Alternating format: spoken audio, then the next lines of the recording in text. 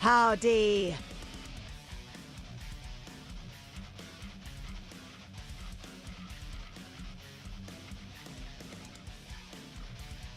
Sorry about that. Nacho, thank you for the sub, buddy. I really appreciate it, man. You've been here forever, and I appreciate you. Where's your FCC buffs? They will be back, better, stronger, faster than they were before. Let's see, kill that for now.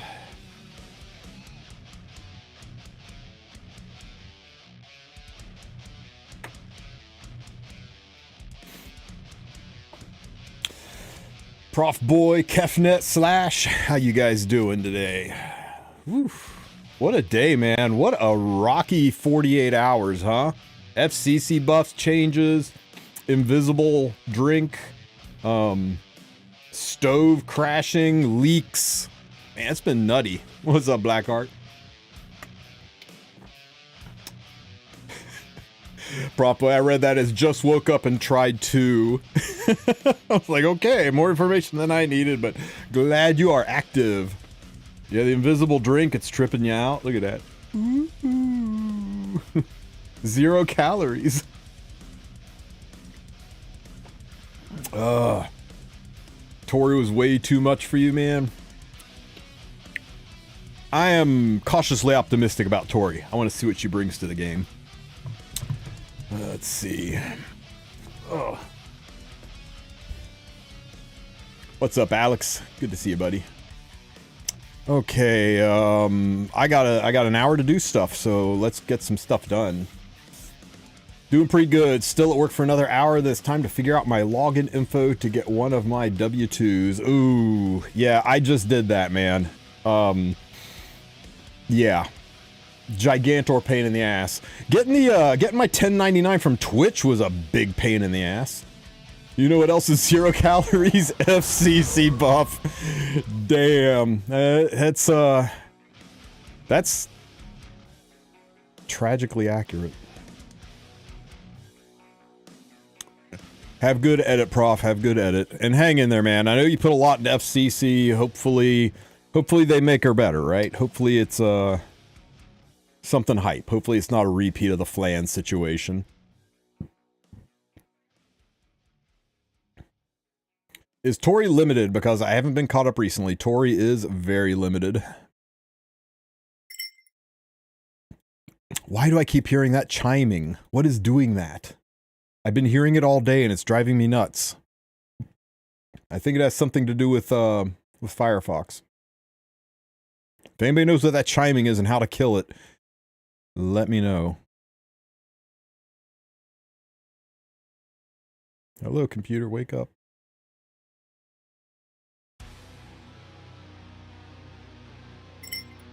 There it is again. What's doing that? Anyone? Anyone able to tell me what the hell that chiming is?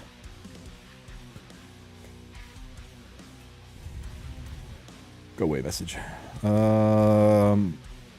Oh wow, we're dunking on this guild. What? Nope. Hey, Walsley. Thank you so much, buddy. Or Wasley. Thank you so much for the sub, man. I appreciate you. 7 months. Thanks for the primer, buddy. Nothing here exciting to kill. And, ooh, this looks like a fun one to kill.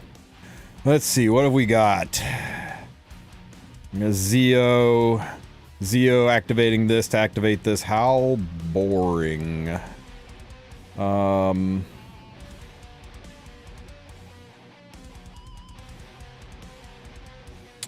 Okay, we'll just freaking speed race this team down here. Not you.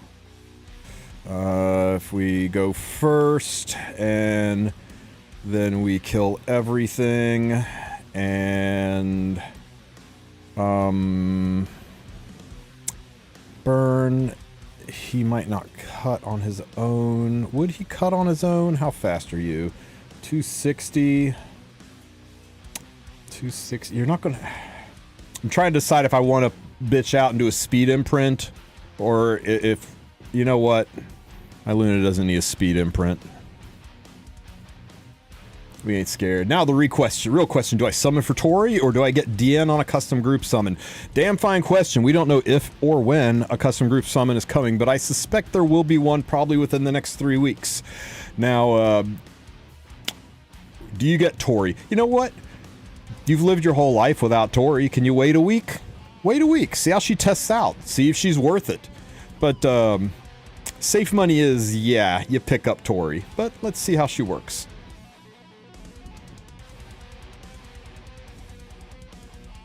PC's mining Bitcoin, right? Where do I find how new 3 emotes look? Where do I find how new 3 emotes look? Huh?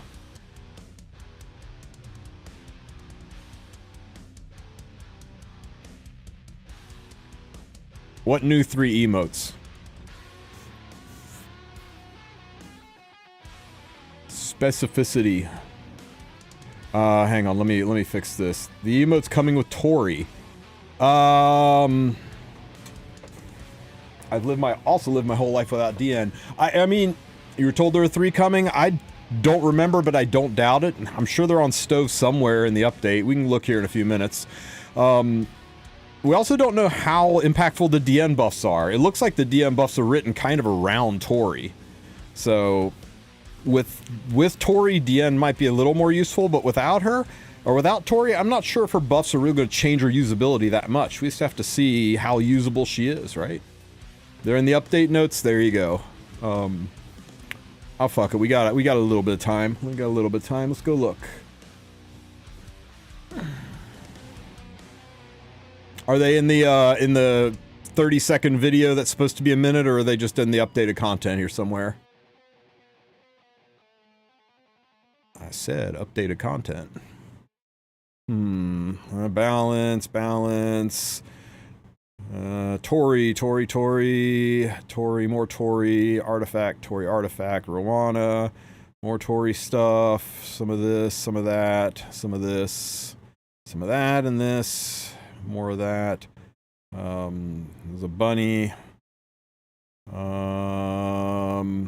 There they are. So there's one. And there's one. And there's one. I think of these 3, my favorite has got to be this one.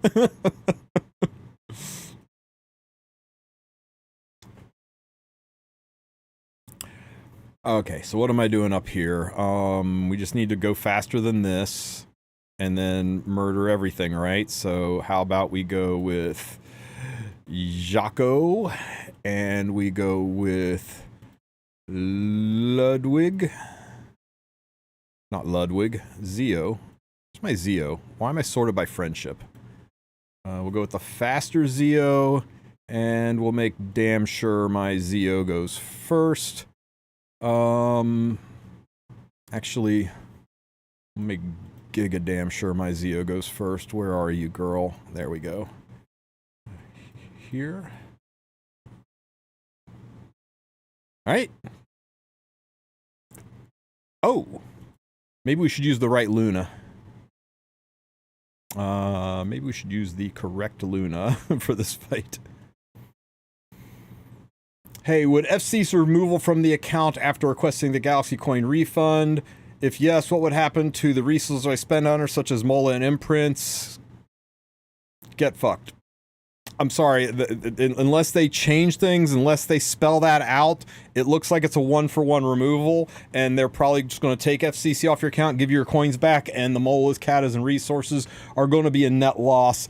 But they did say that they would specify that, and that is one thing that I know myself and Sue have been pressuring hard for, is to make it not...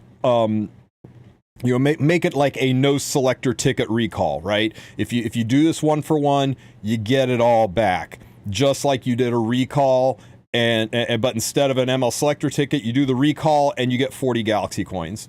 Easy peasy, but we'll have to see if it falls on deaf ears. The assumption is that the one for one just removes the unit and you don't get any of the resources back, because that's the way it's worked in the past when we've done recalls on 4 stars. Or not recalls, but when we've done 1-for-1 removals on other units. Just give us a selector? No. No, no, no, no. No, we do not need to go that route again. Okay, so... we need this debuff to stick. You are most likely to have low effect resistance, and I don't like you being up front, so let's push your ass back and not get 15%ed for once in damn life. In Guild Wars, we're not getting 15... Excellent. I never doubted. I don't know why you guys were worried. I was never worried. Okay.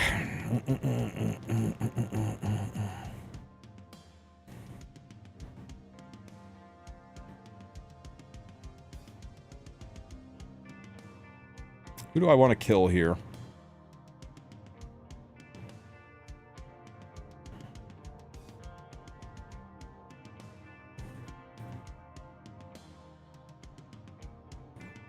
Also, I put Jacko in the back. That was absolutely bloody brilliant, but I guess I needed to for the speed imprint.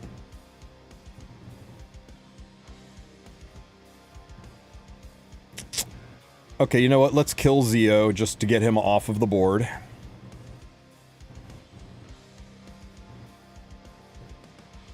And then we can... you know what? Just stun, because stuns are great.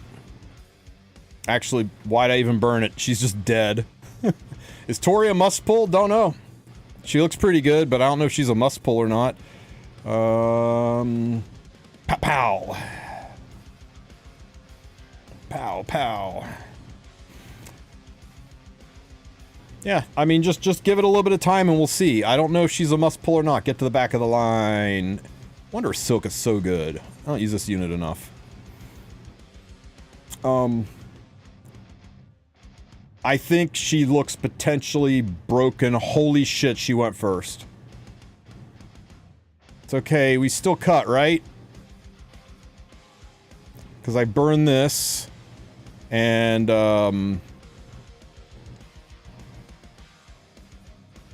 we're fine. Is Tori out tomorrow morning? Yeah, as soon as maintenance is over, she's out.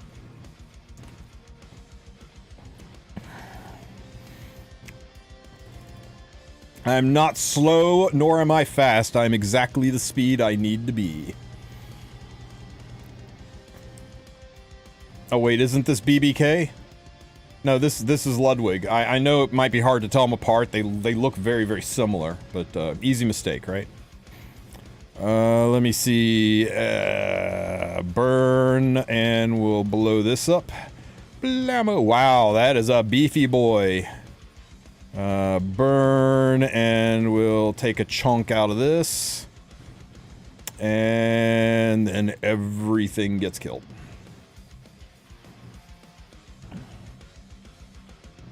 Blammo! Poof! Ludwig's so cool. I think she becomes good with ML Senya. We'll have to see, man. I know there's some concerns about how good she's going to be with Shooting Star Arcades. I think for newer players, she's going to be really, really good at in Arena for climbing with, or for in RTA for climbing with Abigail. I think Tori plus Abigail is going to be nasty to fight with. I think she's going to be really good running her with Mitigation Knights that are wearing the Bastion artifact that gives her a barrier and immunity. I mean, there's a lot of neat synergies. And she's future-proof. Right? As long as units come out that give buffs, you'll have to consider what Tori can do with those buffs. There's also some questions, right? Like, can her barrier be inverted? Will DJ Basar suddenly have a really good niche again? Or can her barrier not be inverted and it makes her barrier insane? There's some things we just don't know. A lot of people assume and they say, oh yeah, it's definitely going to be XYZ direction, but people were pretty damn sure that Harsetti wouldn't work against designer Lilibet because of the wording was very, very specific, and then surprise, surprise, Harsetti worked against Dilibet, so yeah. We gotta see. We gotta see how she pans out. You know what? Let's buck pile up on this guy. And down here, this is not going to work down here. What can we do? What can we do?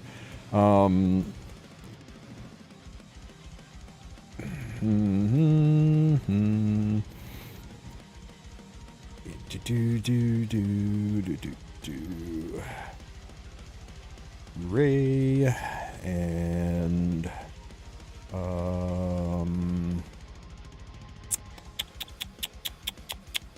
what's good? What's good?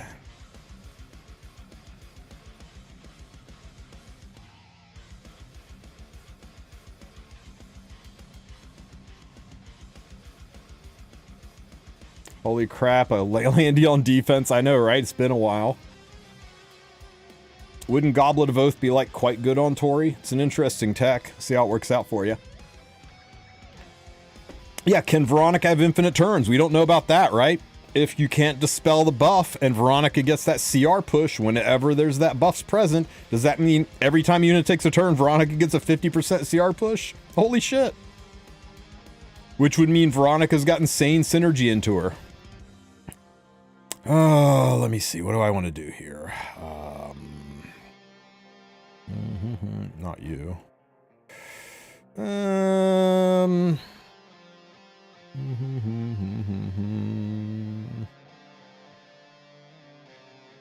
At TristenWulf does Uber its Tooth DMG stack with ML Rats Buzzpop DMG. It should. Artifacts proc after stats, so yeah, the pops should stack.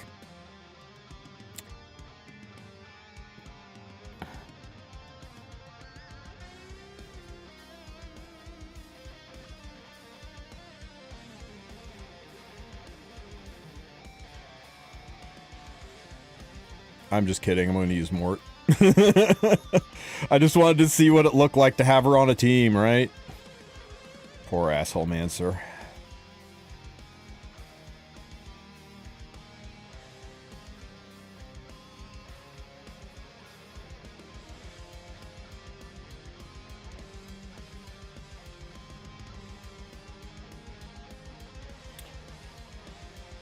That is an embarrassingly slow Luna.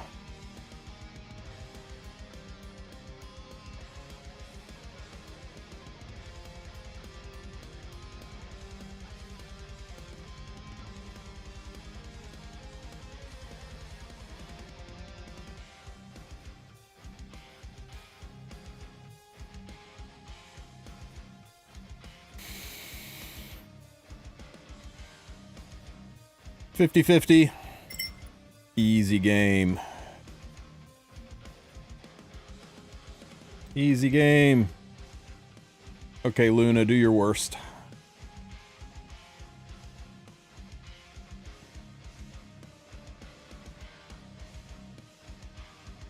Gala's not there to pen. She's there to S1 Landy to death while DDR keeps everyone else asleep.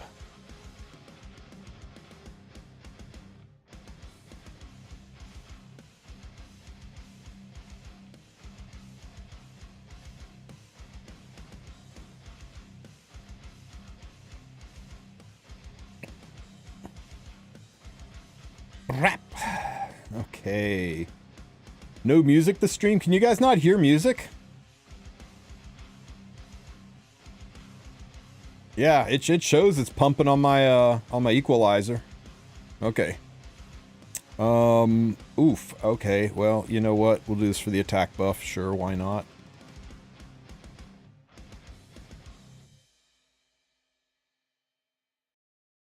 Blammo. Okay, everybody go to sleep. The music's quiet. I'll turn it up some for you.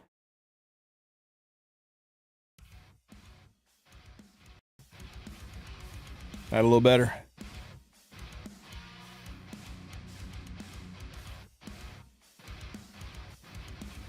Mort, can you give me a defense break here? Thank you kindly. Zoop, zoop. Pop. Who needs pen? Who needs pen? You need to be asleep. Oh yeah, immunity. Herp de derp derp. Ah, shit. The immunity, I forgot all about the damn immunity. Oh well, it's gonna be a pain in the ass.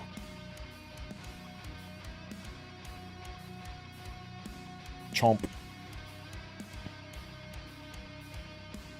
Do you recommend buying Ludwig from the Galaxy Coin Shop? Nope. I mean, unless you really, really want to use and enjoy some Ludwig things. God damn it. I knew I should have picked Bryce area. Ow.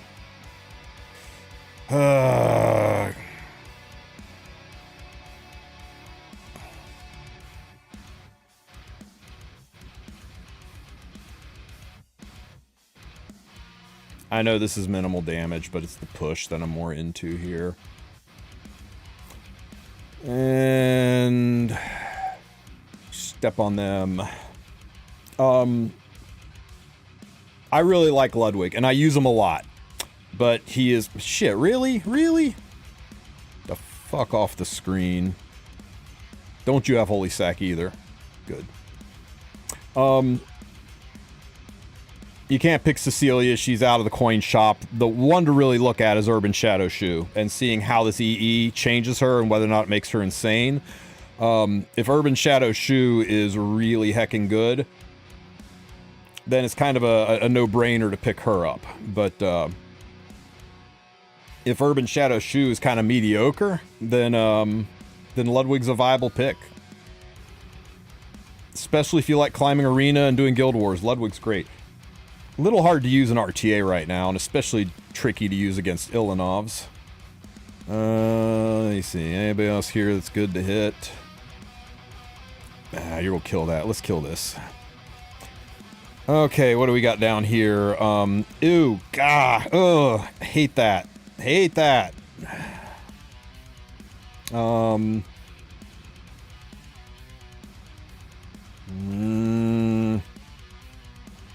Somebody give me a good team idea for the bottom team.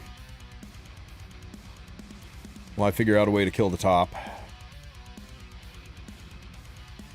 Ooh, BBK. I hate fighting BBK. Did they say when they dropped the FCC buffs? Or why they dropped it? They said...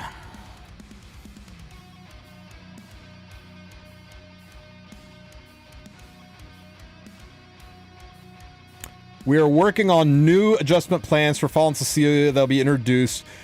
We will carefully monitor all heroes to ensure adjustments are more tailored to each hero's unique strengths and needs. And I think maybe I'm reading a lot into it. I don't know. But I think what we're saying here is they're changing her buffs to be more tailored to her strengths and needs, which implies that the general consensus from the community was that these buffs really don't make Cecilia a better unit. They just make a unit that is kind of niche use to be a speed imprint and in certain situations, and it really doesn't feel like FCC anymore, that you could put these buffs on any generic faceless unit.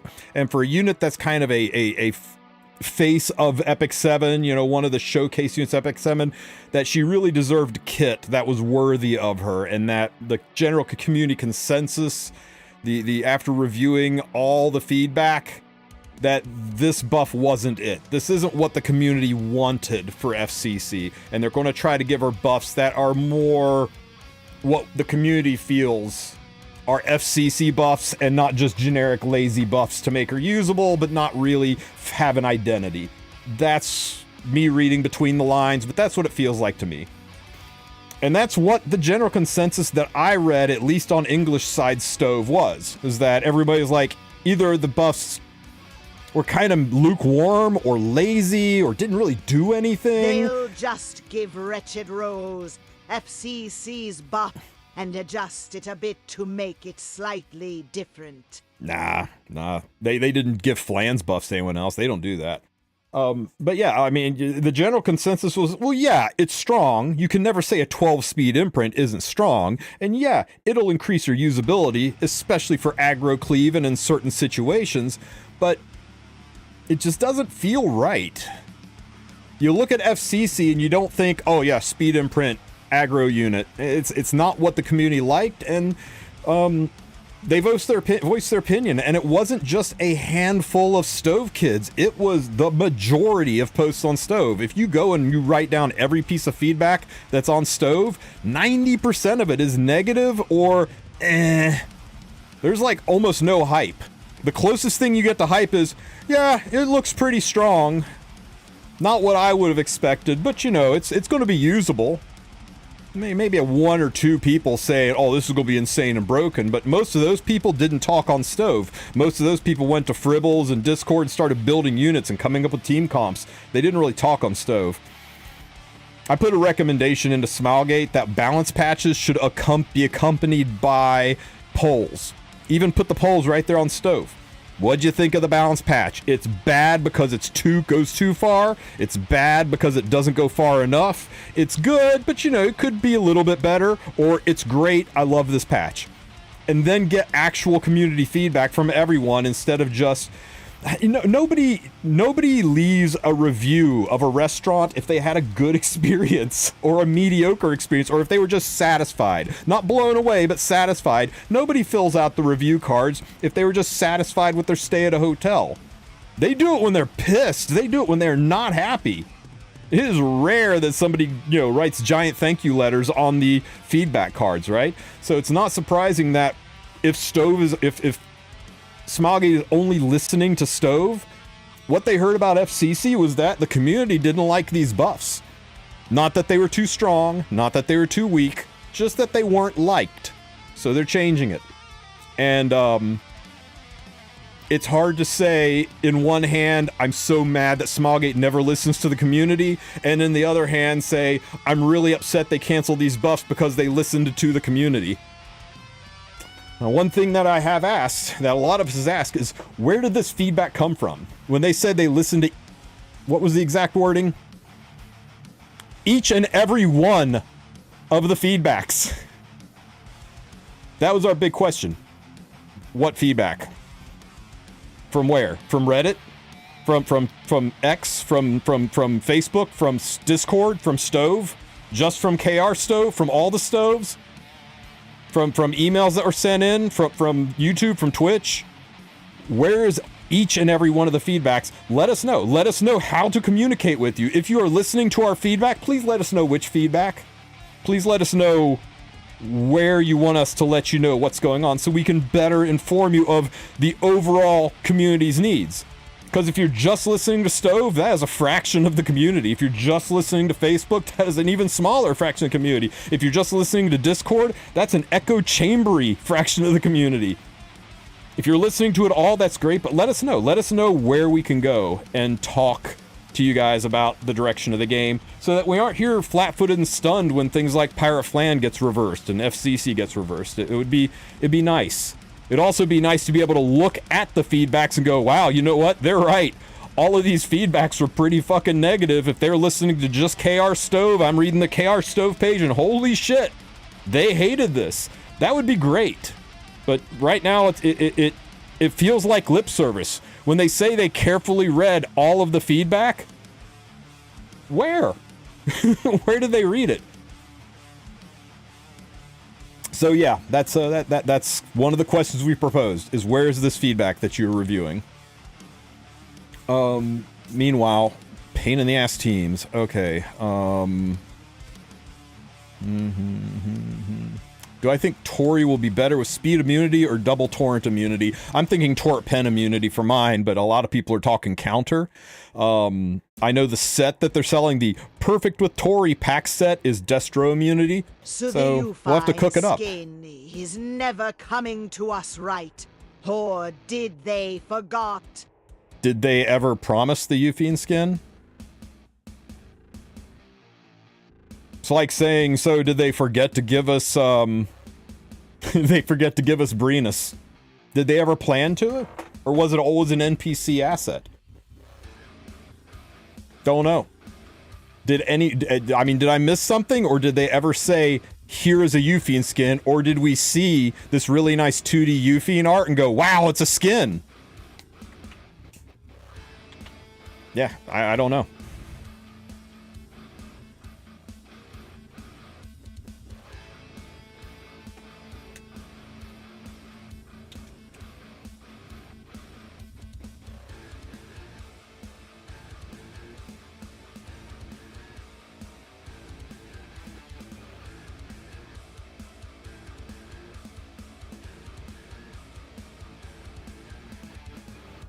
Are we ever going to get the Clarissa skin?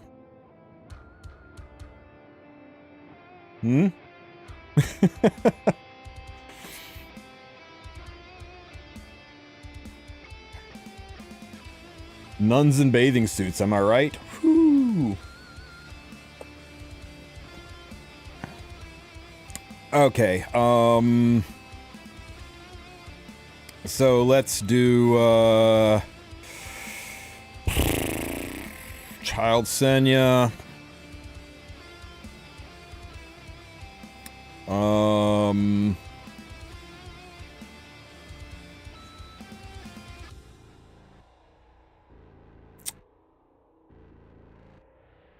How about Child Senya? Need somebody who can survive some bullshit. Ooh, Albedo. Now nothing I got's gonna die. And I just need something that can kill this.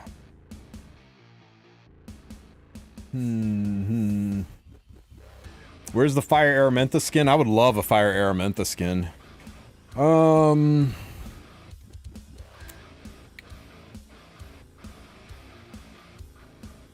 Ooh, that's a good idea. Thank you, Cherry. I haven't played this unit in a while. Okay, down here. What do we do about this bullshit?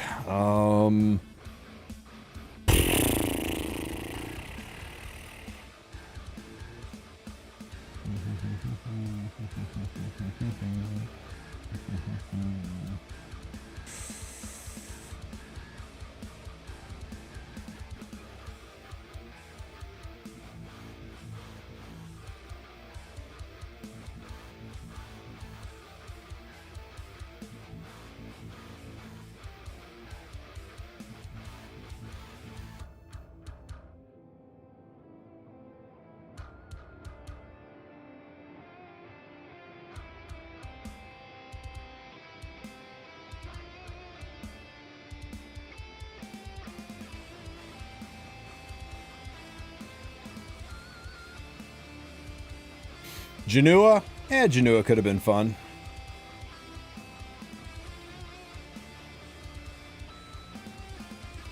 Ow. Get him, Alencia. Oh, wait. That's a funny looking Alencia.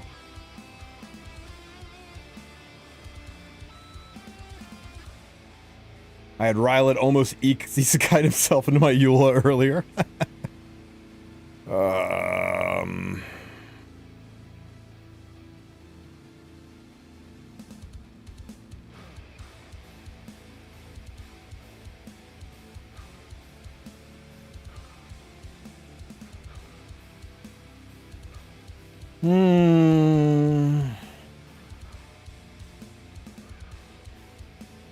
I'll just kill this because I don't want to have frickin' what's his nerd there AoE stunning my 2 units. And that BBK really hit like a squeaky toy, didn't she? Anybody has trouble with BBK? Al-fucking-Bedo. If you don't have Albedo, just wait for Ice Crow, who's basically going to be Ice Albedo, I think. Next Mystic Banner isn't really that appealing. Who was on it again? It was, it was, Strays, who's kind of meh. It was, shit. Now I gotta look. Making me look.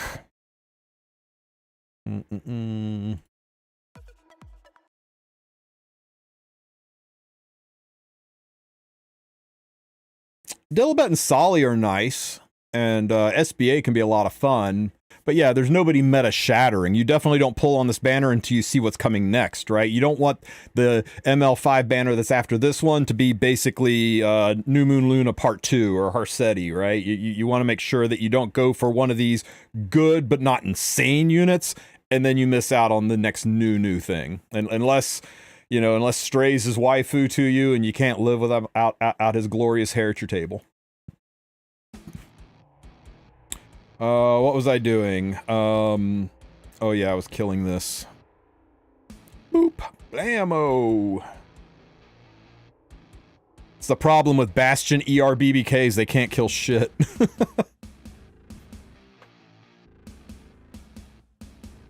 Boop.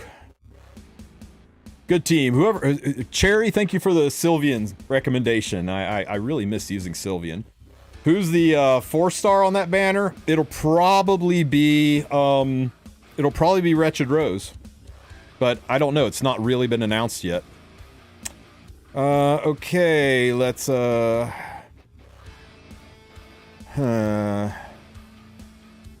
I S3 here, she'll push up. Do I care?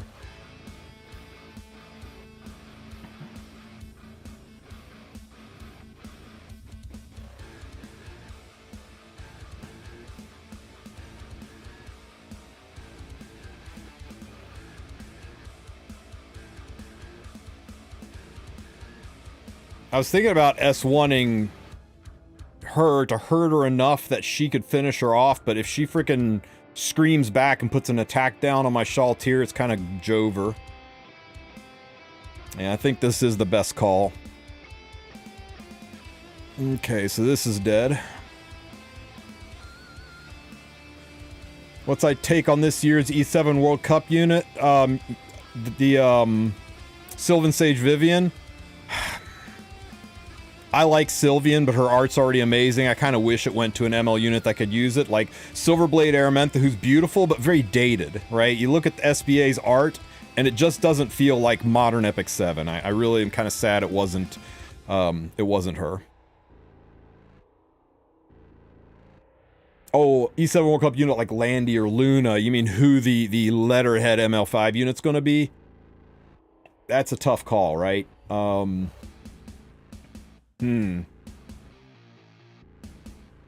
I've heard people say Diane. I've heard people say Cerise.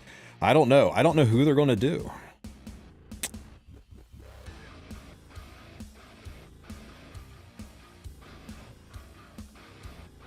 Increases damage dealt's nice. I think this, I don't know, through the defense break, it's going to be tough. Let's do it, though. Bam! Oh, the stun! The stun! You'd think I was on the right side of the screen with how good that stun was. Queen Diane, yeah. Where's ML Teu? I don't know. Where's Auden? Wherever Auden is, Teu's chasing after her. Alright. How we doing on time? 15 minutes. Okay. That's all the Guild Wars stuff done. I should have had background battlings going. Cerise is a pretty fun one. What other limiteds do we got? Classic limiteds, because it seemed to be leaning on limiteds. Ahmed, yeah, it'd be a weird choice, but it could be Ahmed. Biblis. Yeah, I guess.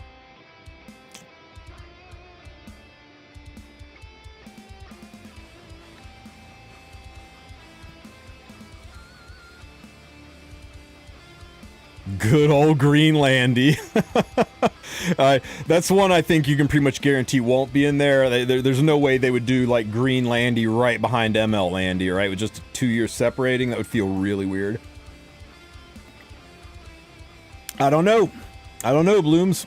Let's see how Shu performs. The last thing you want to do is grab Shu and it turns out her EE doesn't help her that much, or that it doesn't really change her usability, and then they release the new updated buffed FCC and you're like, shit, now I can't get FCC. If it's your only FCC, I'd hang on to her.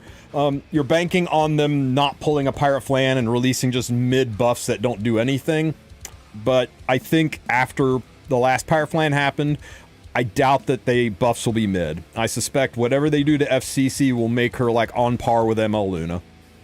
So I'd hang on to her. Very least, isn't Shu's EE 10 speed and perma stealth? Yeah. I think she's going to be stupid gross.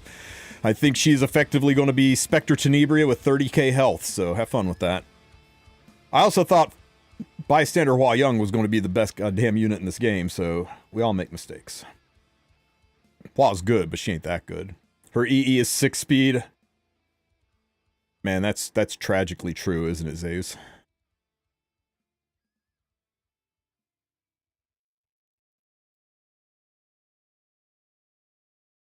Hang on, somebody's pinging me. Oh.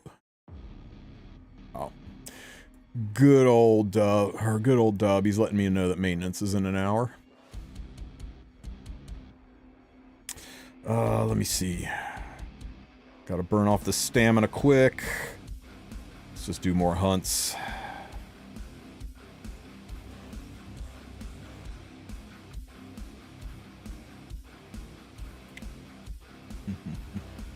Yeah, well, it was a 45-minute-old message. I just now saw the ping.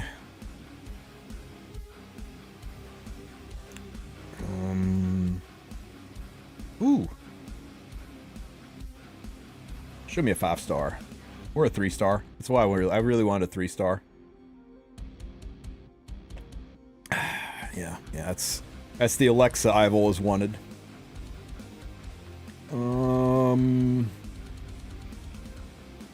I don't think we're finishing the nuts and bolts thing. Squeeze off a couple of arena fights. If Laia doesn't come after Tori, I'm gonna riot. I think a custom group summon will come first, and that way you can't get Laia from it, and then Laia will come. I think that's gonna be the order of operations. I hope I'm wrong, because that's very scummy, but that's kind of what I'm expecting. This looks, shit, I can't quick battle while quick battle's going on. God damn it. Okay, we'll just do it without quick battles. Yeah.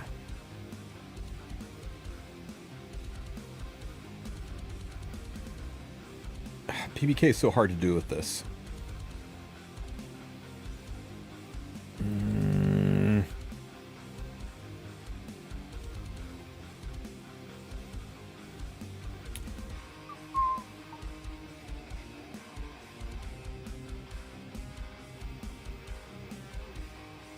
With how smog it has been lately, though, totally possible, right? Because the rules are they have to have had a banner.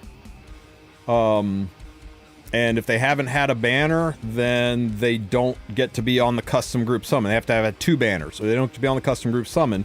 And Laia's only had 1, so the smart move would be to... Every time. Smart move would be to do the custom group summon, can't get Laia, and then you do Laia. Gunther good? Gunther good? Shit, are we actually having this conversation? Gunther, good. Wait, where's my Alots? That's okay. This is fine.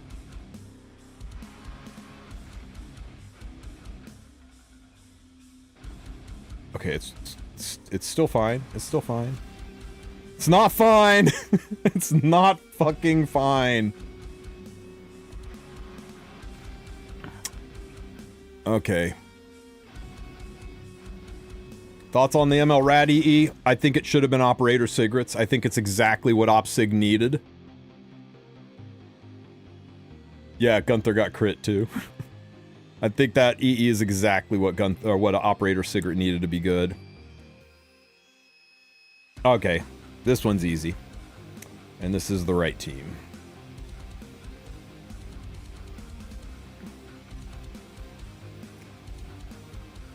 That last team I should have used frickin' Roy on. I don't know why I used this instead of Roy.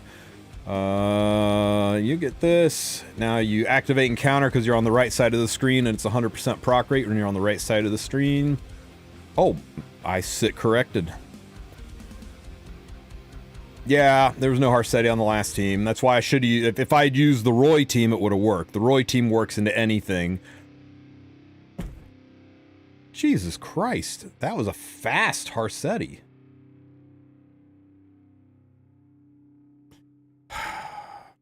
Okay, instead of talking to chat, maybe I'll look at the CR bar.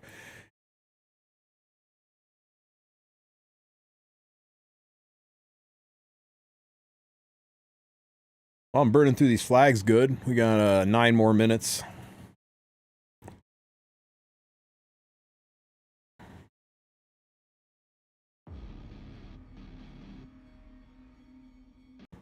Okay, so in this case, when it is a fast Harsetti, you push Harsetti back.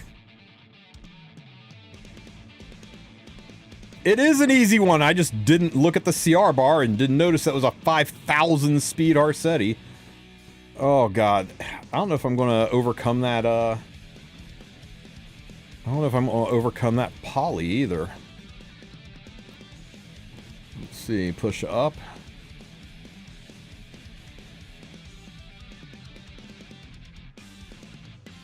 Shit, it's okay. It's okay, this doesn't push her back enough. Or it does. Jesus H. Christ. Not my day for arena, guys. Not my day for arena. You know why? It's because I'm not using Roy. Oh, shit. And I would have cleaved the whole fucking team if I had not clicked yield.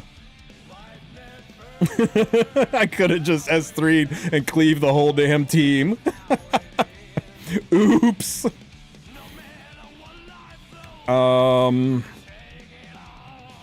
Okay, let's just set this team on. Fuck. I don't care. I want a little revenge.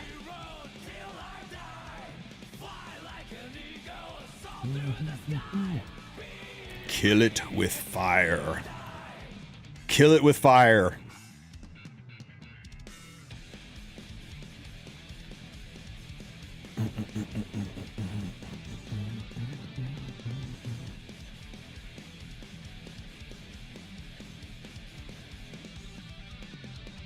Why Gunther? Okay, I'll do one more Gunther fight so you can see an actual real Gunther fight.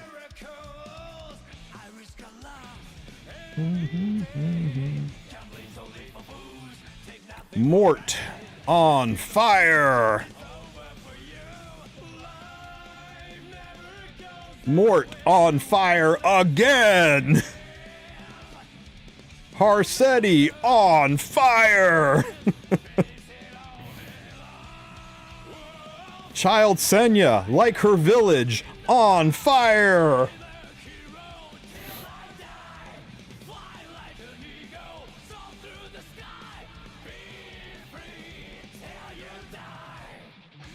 Like her village, still everything on fire!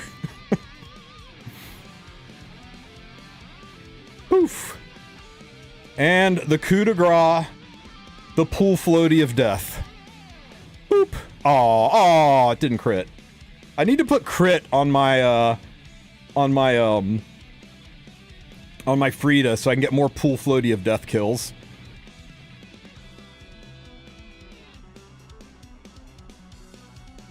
Like Senya's bomb on fire. Damn Crank, that's dark. Hey, what's up, Evan Dariel?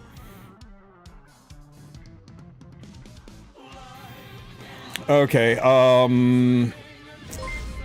I need a good Gunther team. I can't do it in a BBK. Yeah, this one's perfect. Okay, so Gunther here. And that's not Gunther. This one.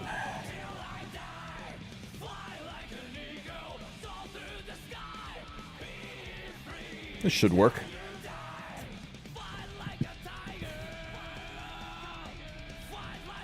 Okay, so we'll burn, put a significant chunk of damage on this unit.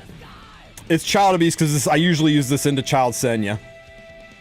Okay, so she's really hurt, right? And then Gunther gets an attack buff. My Gunther now has my Gunther now has 14,000 attack. And she scales based on this unit's attack. So let me see, we'll stick one in here because you're obviously a pain in the butt. Pool floaty of death. I want to make damn sure you die, so we'll hit another one in here. Wow, it pulled Flan twice, right? And then we hit this button and fucking everything dies. Watch this damage. Ready for this? Watch this damage. Oh god. So good. So good.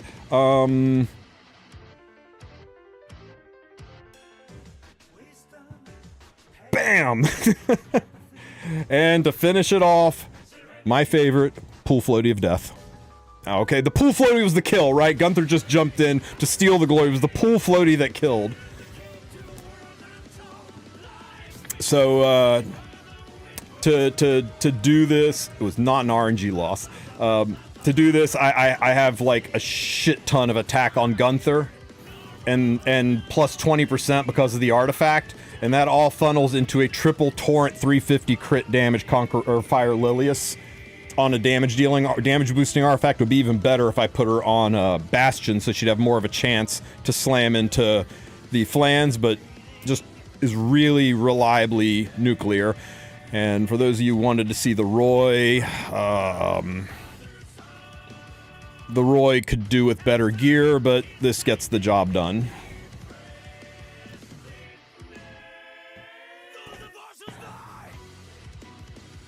Yeah, there's certain situations where you can soul burn Alots' S3 and put defense breaks on everybody. How many attack the Gunther given to itself? It's already shown in his stats.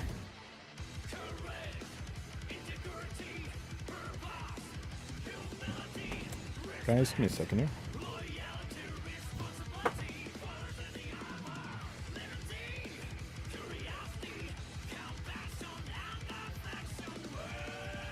I heard a mouse squeaking in the corner. I thought it was in the trap. The attack boost that he gets from this is already shown in his stats. So the only attack that's not shown here is the 50% attack buff he gets plus the 20 or 18% attack buff from this. So another 68 attack. It puts him right around 15,000 attack total. Ooh, shit. Okay, hang on. Can't. Fuck! Kill this. Oh. Stop. There, and units.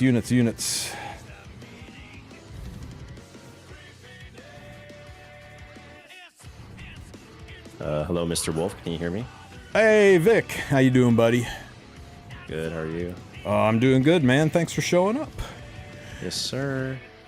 It's up to you. If you want to put your camera on, I will put your face on the screen. Otherwise, I can just use your Discord image. That's up to you. Streaming to... Okay, let me try this. Hold on. Turn off my camera.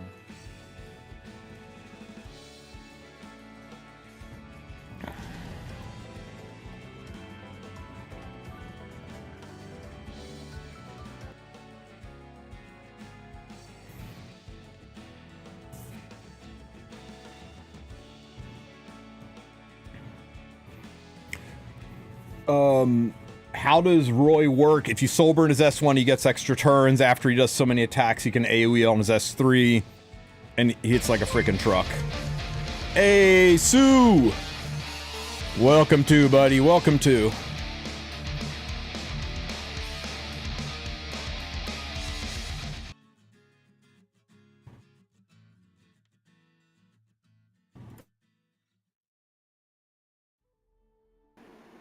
There we go. Yeah, hello, hi. Hello, Mr. Sue. Let me see something. Alright, what am I changing the background to this time? Because I assume you want cameras on. It's up to you, man. We had Pero last time. Who does chat want this time? You do you, man. Vic's trying to see if he can get his camera running, because he is spreading himself thin. He's streaming and hanging here. Oh no, he's trying to do both. Yeah. Let's see if I can get this running. Yeah. There you are. Whew. FCC. Oh, FCC. They want you to put FCC up since we're not getting her tomorrow. Alright, hold on. For you, chat, you got it. You just give me a you could do Fene and wear a straitjacket. You could cosplay as a snake and put Fene in your background. Do it, Sue. Do it. Do what? Do what now? Hey, Vic, thanks for the raid, buddy. Well, let me get Fallen Cecilia in place, and then I'll worry about everything else. For those of you who have been living under a rock, follow Vic Chun. There's his socials. And, oops. You should check out I'm Sue, too. He's okay. He's pretty good. Just, give him a follow. Oh shit. Thanks, Dan. You're welcome, man. Oh boy. Hey, it's the buff Guild War guy, Vic Chun. That's me. That's true. Welcome, guys. I kind of almost got my dailies done, but yeah. So let's do this. Camera Doko. Oh, okay. Apparently, nice camera. You're right, dude. It's great. There you go. It's great. There's. I didn't even bother to change the background, dude. It's still the Payra background.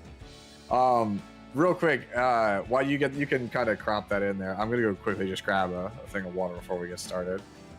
All right. Man, showed up to talk about the game. Didn't even bring water. Thought you were a professional, man. Shit. That's not Tori's bedroom. Fine. We putting a Tori. You want a Tori picture in there too? Sure, whatever. We can just fix it. I don't even know what do I even have for like Tori pictures. I think I just have this one, right? This is like a thumbnail. Sure. Yeah. All right, guys. You can put Tori there. Oh my God. Hey, Sue. Hey, Sue. Lean. Turn your head to the right. No, it's not happening. Do it. I know exactly what you're trying to do. I'm not doing that. No, okay, good. There. Now inhale deep. Oh. There you go. I'll give you that. Well, guys, thanks for coming by for our weekly post-maintenance podcast. The game is now down, so if you didn't get your Guild Wars done, you're boned. It's okay. ATK will forgive you. He said he'll forgive everybody who skips Guild Wars. Right. What a wild 48 hours, right, guys? Yeah. What a wild 48 hours. We had intern Kuhn push the patch live, at least half of the patch live, so we were able to sneak peek some of the things that were kind of supposed to be surprises. The insane shoe EE, which I still think should have been Operator Sigrid's, but wow. And then going into maintenance for 45 hours and people not being able to get into the game. And then we wake up this morning to FCC's bus being canceled. So been a bit of a roller coaster, right? Yeah, I would say that's pretty accurate. Yeah, pretty accurate. See, normally I like roller coasters, but not these kind of roller coasters. I like them too, but sometimes they make you want to throw up.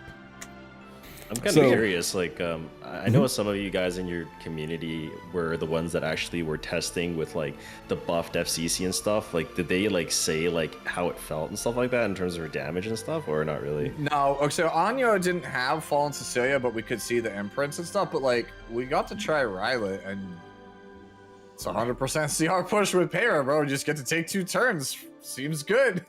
We need to get Anyo in the creator program. He's the first content creator that I know of that's been able to beta test a unit before it went live. That's true, yeah. Good take. Yeah. Is there a reason why I'm wearing a hat? Because I think they're very comfortable and everybody will be wearing them in the future. If you don't like this hat, though, I mean, I can... Yeah, Tristen, if you want to throw up, by the way, your screen share so that way we can follow along easier.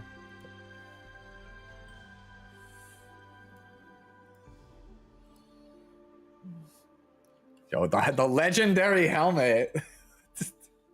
I'll fucking whip it out. Hold on. Dude, I won't be able to hear you guys. My man's like, let's see. This is like his transformation state, bro. It's like he goes like, it's like Power Rangers or like Kamen Rider, bro. It's just like it's the transformation. It's the Moomin Rider. The Moomin Rider, yes sir. It's the 3rd best hat. Doesn't beat the tinfoil hat. Hats are important. And there's me who doesn't look good in hats, or helmets, so I just don't wear them. Sorry, chat. Maybe one day. It's the bike guy off One Punch Man.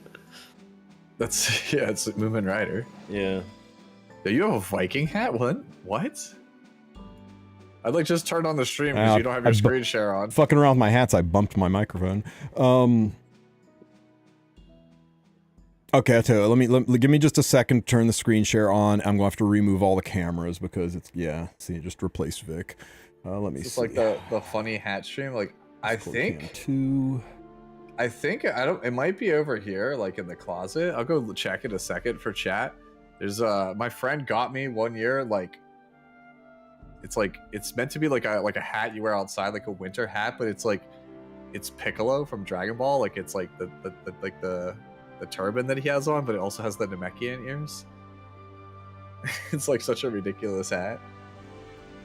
Otherwise, like I'm not normally like a hat person. You got a head full of hair, man. You don't need to wear a hat, man. Yeah. Exactly. Okay, there we go. And now you guys should have access to my stream, if I'm not mistaken. Yeah, so that way you can read chat in real time. Wow. Real time. Oops, sorry about that. You broke it. It's fixed. It's fixed. So yeah, let's just start from the top and jump right in and talk about the is this any different? This is a whole 1 minute long. Will you accept Tori's heart? I wish they had trimmed 2 seconds off of it, because it would have been the first time ever that it was actually 60 seconds. Like the 60-second update, 1 minute update was exactly 1 minute. It's never a minute though. It's always a little bit over. Yeah, but I just once. See, like that's the sign of the end times, right? If Smoggy ever makes it actually exactly 1 minute, that's it. We're done. EOS, like we've peaked. It's not getting any better. All right. Oh, Yui, no problem. I prepared a gift for all of you. I hope you like it. See, I told you. Yeah, people, even with the new voice line, people do not like Melissa's delivery, I think, on Tori. Sweet chocolate scandal. Scandalous. So that's right after maintenance and sweet 7-day check-in event. This is one where we get like a shit ton of summons, right? Yeah, 10 summons a day for 10 additional, so 11 full summons a day. I think where most people first noticed FCC was missing, and the Turbo Speed Rat. Yeah, there's a second. I'm gonna pause you in a second after these banners. Yeah, we'll go back here once we get through this. This one right here, right there. So you can pause it there, because this was brought to my attention, like on Tori. If you want to back it up for a second, the dates on all this stuff. Look at the dates on Tori. She's available for a month, but you'll see it's only for 2 months from when you first log in, right? So February. Well, it says for 2 weeks. Starting from the first login, right? You can log in anytime in this window, and then your 2 week timer starts, right? Yeah. So even though she's limited, people that start the game, like, I don't know, next month, will still have people that start like next week, start the game next week, will still have 2 weeks to pull. Or is that how I'm reading it? This is the first time I think we've ever seen a banner run like this, where they gave a full ass range, a 2 week window that could be anywhere in this range. Joe's saying no, they've done this. They did it for Frida. I don't think that's true, but I think this is actually the first time they did this. But like I said, this is yeah, it's one of those things where it's like, if you for some reason are watching this podcast and you're like, I'm currently unable to play the game for like a week, you'll still have the full 2 weeks. You know what? And Clayben's saying they did it like this with Senya too. I mean, maybe we just didn't notice it because we log in every single day and it felt like 2 weeks. But maybe this is yeah. Everyone in chat saying this isn't new. That having a 4 week long window where you can activate your 2 week banner by logging in anytime in that window is kind of a new thing for them to do. For limiteds. Yeah, so then I guess they did it for Senya. So Hi-Fi saying he can confirm that's the way it was for Senya. Yeah, it's just something I wanted to point out, because like it's not just like, oh, it's only available for this time. It's like this whole window, which that honestly or regrettably says to me that if you were hoping for a Laya rerun, it ain't coming until March at the earliest at this point. This girl really is just wearing ribbons and sleeves, isn't she? Yeah, this is she's wearing stockings and foot warmers. She's literally just a bunch of accessories to disguise the fact that she is a bunch of accessories. Like that, I looked at the character design, like, no disrespect to whoever designed the character, but she's honestly like someone's like thinly disguised fetish, and they're like, well, we can't get away with that in a 15+ game. Well, Like, quick, throw some sleeves and leg warmers on her, and call it a day. I mean, you know, Fenny wasn't a thinly disguised fetish, now was she? Oh no. So what do you think of this unit, Vic? Is this unit going to be usable, busted, annoying, or just kind of a passing fancy that might be more PvE related than PvP? Because I've heard some people going back and forth on her. Honestly, I feel like she'll be good, but one of the issues is right now it's like a lot of speculation. Like we don't really know how much damage she's gonna do. You know, we gotta like see her multipliers and figure out how to build her. Like on paper, we kind of know like probably you want to build her on Destro, right? Just because he's kind of one of those like heavy nuking kind of units. And immunity seems pretty good too, just because of how her passive is gonna be.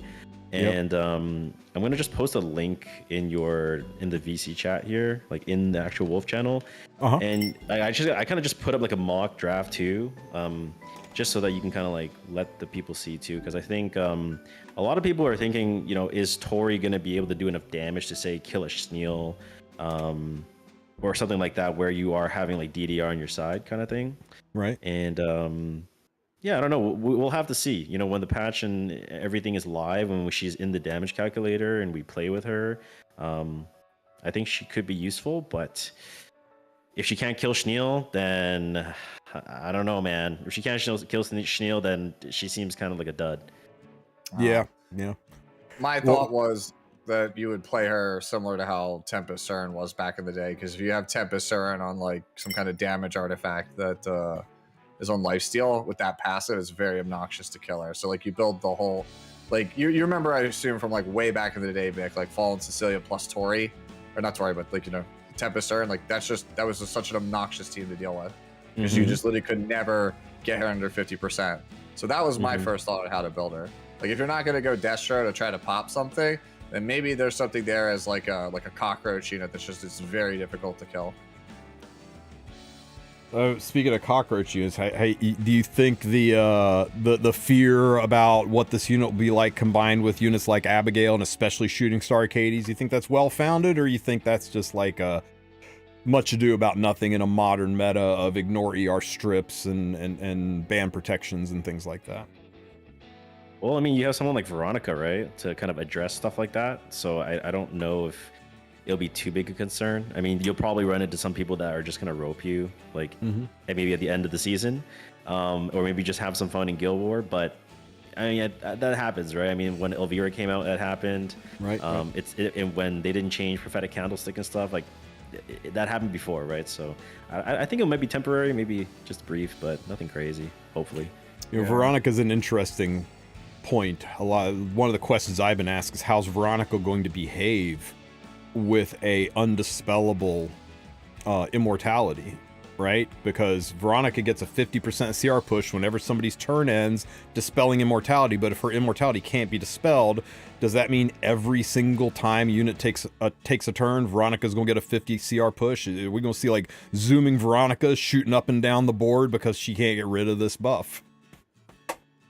There's a lot of unknowns about this character. I'm also very curious how barrier inversion is going to work. Yeah. Can you invert a permanent barrier, or will it not work at all? So it's a lot of questions about this unit. And I think anybody saying, is this strong, is this a must pull, really needs to wait for people to test it out and see how she behaves, because there's so many unknowns. Yeah, I've never had anything like it. Yeah, it's kind of uncharted waters with some things. Like the barrier inversion is actually the biggest question that I have. Like, I'm glad that Pooty asked that in the chat. For me, it's Veronica zooming. I'm very curious about that. That's right. We look at Ronnie's kit. What's it say? Yeah. Oops. Uh-oh. No, I'm fine. I didn't go out. Don't lie to me. Increases comp. Yeah. Start of the turn dispels immortality from all enemies, but it's undispellable. At the end of someone's turn, when the enemy has an immortality, 50%. I mean, that specifically right there says every single turn, when somebody's turn ends. Yeah, you'll just their team. It doesn't matter. It's just, she's gonna be zooming according to this. So I'm very curious about her interaction. Because if so, that'll make her one of the best counters to Tori, because she'll go so fast, she'll just obliterate the entire team, and then it's 1v4 Tori versus the world. Yeah. My worry is more, like I said, with the Barian version, because to me, I don't really think that Desert Jewel Basara is going to be good. Like, even if it has the interaction that people are thinking it is, I still don't think that's enough to save him. I still don't think he's playable. Right? I honestly think Ning Ning is more playable than DJB is, and I don't think she's playable either. Yeah. Which, that's the solution, right? If somebody, like, tries to ban Protect Shooting Star Arcades, then Veronica's the natural pick. It's like, yeah, go ahead and put Immortality on there. See how that works out for you with Veronica locked in 3. You'd never be able to push that button. It would be a death sentence. So yeah, a lot of neat interactions, and I'm really looking forward to Tori. Evan said that's Cope. Ning Ning sucks. That's not true. I didn't say she did. I'm just saying they are both pretty terrible units. They're pretty bad. Yeah. So we got a new side story, a month-long side story. So, wow. Yeah, that's long for a side story. That means it's probably like a 3-parter, like how some of these other events have been in the past, where it's like 3-parter. It almost needs to be a 4-parter at that point. The cook-off, like, the one where it's like with like slime, like the collab ones, how they're like 3 weeks. That says to me that this is like treated like it's a collab, like it's like a super mega long side story. Now, a 3 or 4-week long story and a potential 4-week long window to do her banner in. Don't you feel like that makes it kind of unlikely we're going to see a Laia banner in the near future? I mean, hey, what if they drop the Laia banner after 2 weeks and they got both limiteds running? Like, never say never, Yeah, like that's probably like possible. But as I was saying before, I feel the same way. Like, it's probably not happened until March. We're also giga overdue for a custom group summon too. It's a lot to shoehorn into a small window. I mean, if they're gonna milk us, like, throw in the Hooche, the custom group summon, the Laia, just throw everything, man. Like, we're already this deep. We go 2 weeks. We go 2 weeks into this. They drop a custom group summon, because that way Laia can't be picked on the custom group summon. And then once the custom group summon, we get a little bit through that. Then they drop the Laia banner, and once we're a little bit into the Laia banner, they drop the Hoochie and start teasing a collab. People's wallets will literally catch fire. No, Tristen, that's too small, bro. Like, the big galaxy brain move is to move the custom group summon to the start of April, which is the next balance adjustment patch. Put a bunch of limited unit, like older limited units on, like Greenlandian one, to get people to want to spend on that, because your collab is literally right after that. Don't forget that's the galaxy brain move. That's the big brain marketing move. We still feeling confident it's a collab in April? I still am. I mean, the language they used is a little bit up in the air, but like like saying that there are new faces coming to Orbis in April is like, what else is it going to be? What else? New friends from a new world. Yeah. Now, maybe it's reading too much into it, but all the other collabs, people are telling me, all the other collabs have said friends from another world. They've always used another world as the phrasing, not a new world. And I've had some people say, hey, you know what? We got Chapter 6 coming up. What if they take us to a new world? We're out of continents. What if we go to the ML worlds? Maybe a Tori is starting to show us that RGB units are going to start coming from the Moonlight worlds, and Chapter 6 is going to take us to the new worlds, and the new heroes we're going to meet are just RGB heroes from new worlds. Counterpoint, we live in 2025 where we just use AI to translate things loosely. That was literally what I was gonna say. I'll be honest with you. I'm full of shit. I don't believe that either. I just want to play devil's advocate for a second. If it's not a collab in April, if the friends from a new world just turn out to be like a, hey guys, here is ML Brenus. She's from a new world. Dude, you know what? That would be so funny if ML Brenus came people up would riot. People would. Well, oh man, if ML Brenus came out before Brenus, that would be freaking fire. Oh my god. Dude, I'm on the bandwagon. I've said it multiple times at this point. I'm on the bandwagon of that Brenus, like, right? You never release that unit. It's the last unit you release before the game EOS's, and you make it the most busted unit ever. Like, just keep it a running gag for as long as possible. Don't even update her assets. Leave her with the same assets from, like, episode 2 and 3. Same sprite, dated looking animations and all. Question for you guys, because I literally didn't pay attention, but is Tori an RGB unit from the Runway Fighter universe, or did she get, like, isekai'd into the Runway Fighter universe temporarily?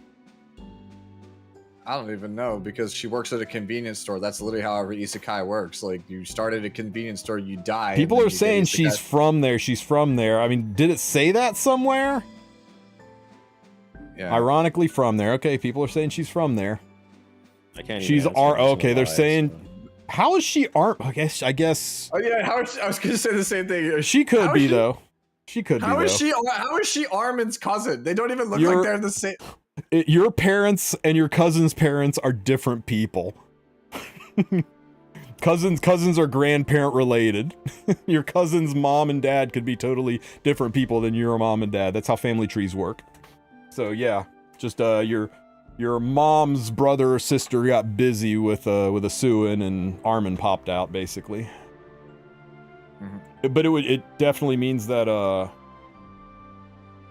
either Tori or Armin is at least part Suin somewhere in the genealogy. No. It could be all human, but it would mean that Armin is part human at least. Shit, you know what? Hamsloth's right. Adoption is always a thing. Surely I just gotta say, Hamsloth's a freaking goat, man. His content's goated. His content's very good, yeah. The other thing that makes no sense is like she's like they're related. I don't know, man. Maybe I help my cousins out. I was gonna say Batcat Armin is like filthy rich. Tori is like, yo, we're poor, struggling at this convenience store. Help the girl out financially, okay? That's all I'm saying. I was gonna say pause when you started with the help your cousin out, you know. No, I'm just saying, like, you know, if we one of my heard what cousins you were falls saying. on hard, yeah, falls on what? Falls on what? What? If you're gonna say it again. Falls on what? Fuck you, man. Oh my god. 7-day check-in, lots of cuff summons. Is there anything on this balance patch to be excited for? I think Uber's Tooth is the most overhyped thing ever because nobody on this planet is taking that off of Amiki, especially when Amiki looks like the best solution to Tori right out of the gate. I've heard some people say Ubers can be used on Wukong, that it can be used on, who was the other one, on Holiday Euphine, for all of the nuns of places those units are used, but, I don't know, man. Ubers is a semi-limited artifact, right? It's not tied to any banners, so it's not easy to get, so... I mean, I've got 2 of them, but the second one's only plus 24. Not a lot of people have 2 plus 30s of this thing, so I don't know if it's... You have a 24 one? My only one that I own is like plus 21. What the hell? That's cry, I think I do. Let me look. Honestly, I think in this patch, though, I think the DN with crit resistance is pretty pog. I think like I agree with that. Having her cleansing be added to her S3 with the attack buff is pretty interesting because it's almost kind of like making her into kind of like an aggro cleanser, which I think could be pretty useful on, say, something like a Soul Constellation. And I mean, just having her there with crit resistance, I mean, it's just gonna be really annoying to deal with for sure. DN we're talking about here? Yeah. I think DN's actually... I think DN might be pretty impactful. The rotating of her buffs give a really good synergy with Tori too. Brother, why are we on crit set DN? you not like, because dude, it is very, very obvious that her S1 is designed to do damage. She's got 20% damage in this Molagora. So obviously you want her on crit set to be able to one-shot things after you've worn them down with the rest of your team. Telling you, man, when you don't finish off that Ilanov because your DN didn't crit, you're gonna be like, damn, you know, Tristen was right. I also think that, like, other than DN, I think a lot of people are thinking this patch is kind of a dud because FCC is not getting buffed anymore.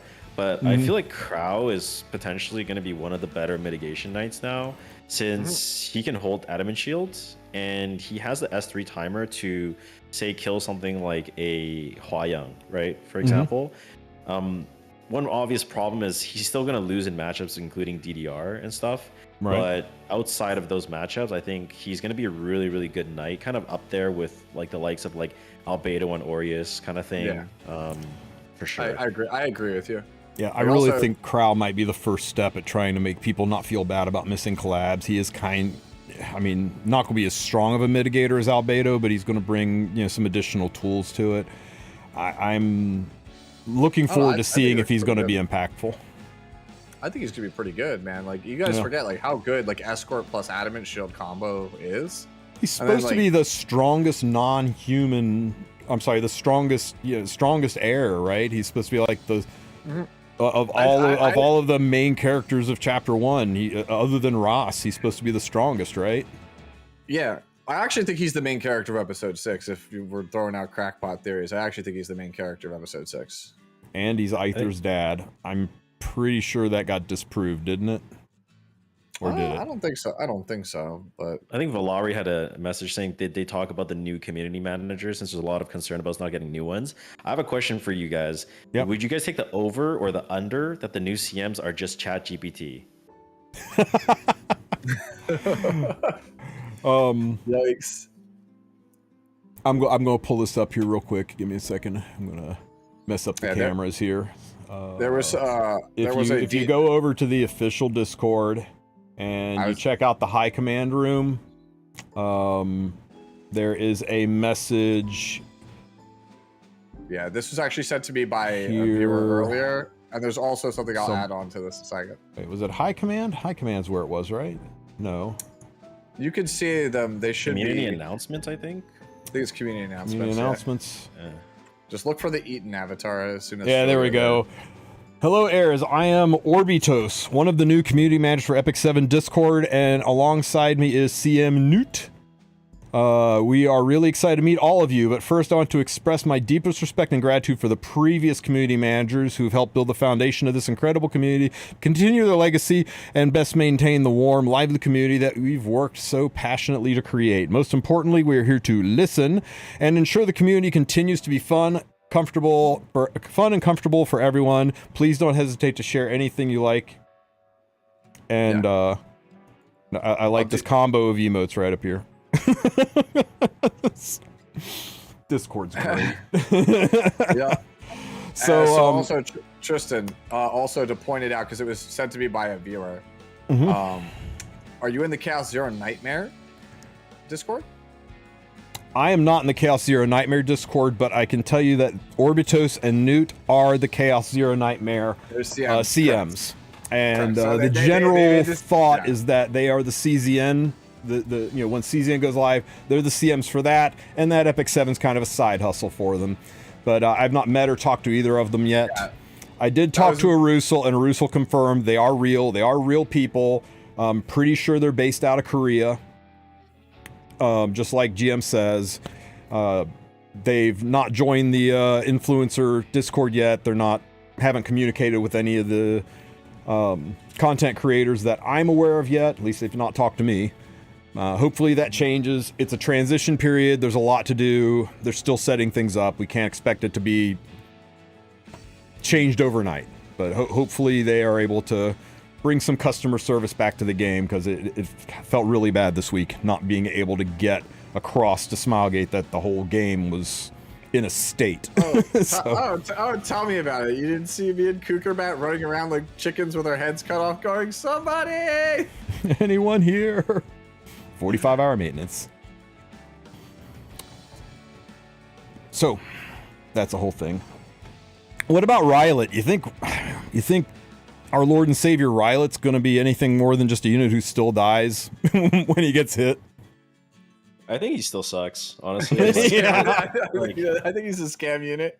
Listen, like the damage increase was needed since everything's getting so tanky, but the fact that he still has such bad survivability, and like, why not just give him 100% evasion? You know, I feel like every evasion unit now, like at this state of the game, should just have 100% evasion like Flan, because if they don't, like the evasion units just cannot function, you know? So also I had an idea, like why didn't they just reduce his focus from like 0 out of 5 to 0 out of 3? You know, let's see him proc more, you know? Let's go. Chat's killing me, bro. Give 100% evasion, still dies instantly, clueless. 90% evasion still gets hit. I saw that, it just broke me. I think I'm probably one of the only people, well, me and Professor Loki, I think we're probably the only two people that are like stoked about the Ludwig buffs, because it lets us Ludwig cleave when bystander Hwa Young's on the team, and that's really it. him getting the CR push, whether or not he stuns, that lets us take him into a few other applications. But really, nobody uses Green Ludwig outside of Banner Arena. And Lilius, I've heard back and forth on Lilius. I've heard people say she's going to be stupid busted now, and I've heard other people say it's a hard nerf for her usage in PvE.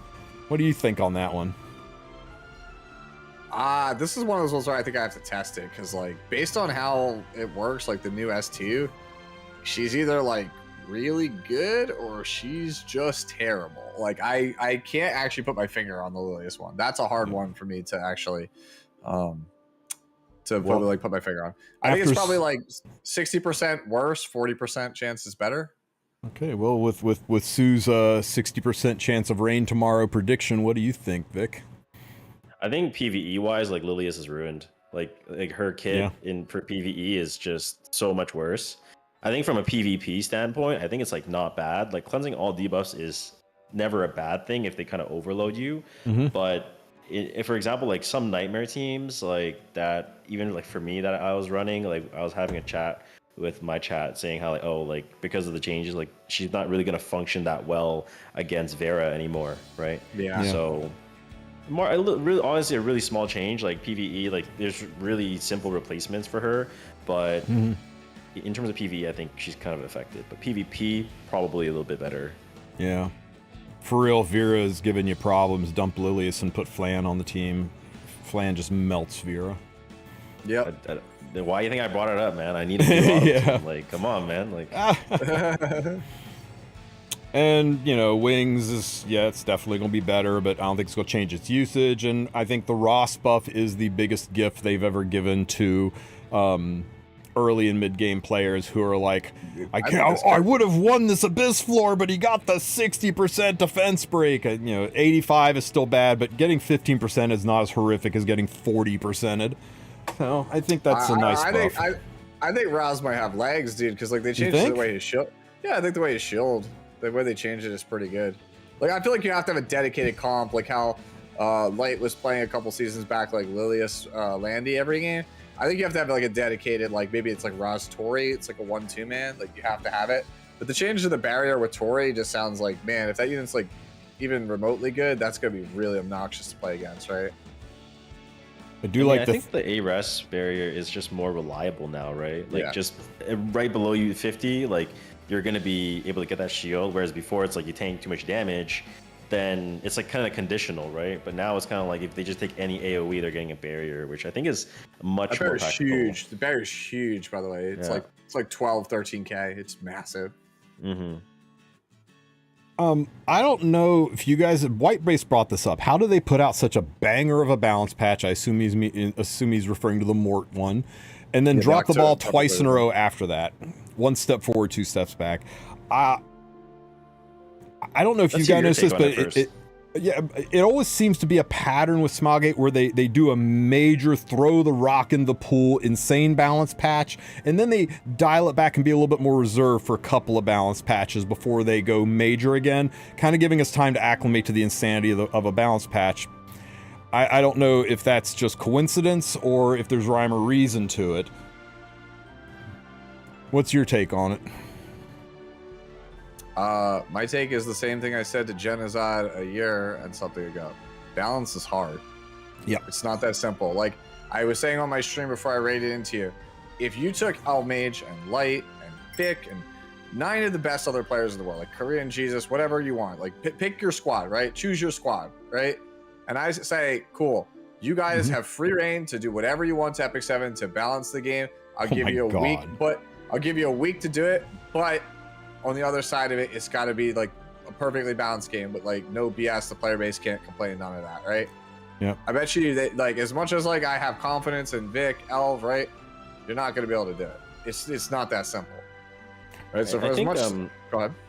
I think balance is hard, but I think something that I saw on, I think it was Stove, was that they should introduce like in-game surveys where you can get like a leaf or two where players can give their feedback about a unit release or a balance patch or a buff or a change or whatever, right? Specifically in that that period, right? And I think that would be pretty helpful to get a more unbiased outlook in terms of, because honestly, even if you take the top, 20 players of all time and give them a beta test server, like it's not going to come out right, just how you said, right? So I think having an unbiased opinion to kind of like cover all bases, and you can see the kind of responses you're getting from players, and what rank they are in the game, or what level they are, what ranks in arena they are, and stuff like that, right? I think could be more reliable, but I don't know. I feel like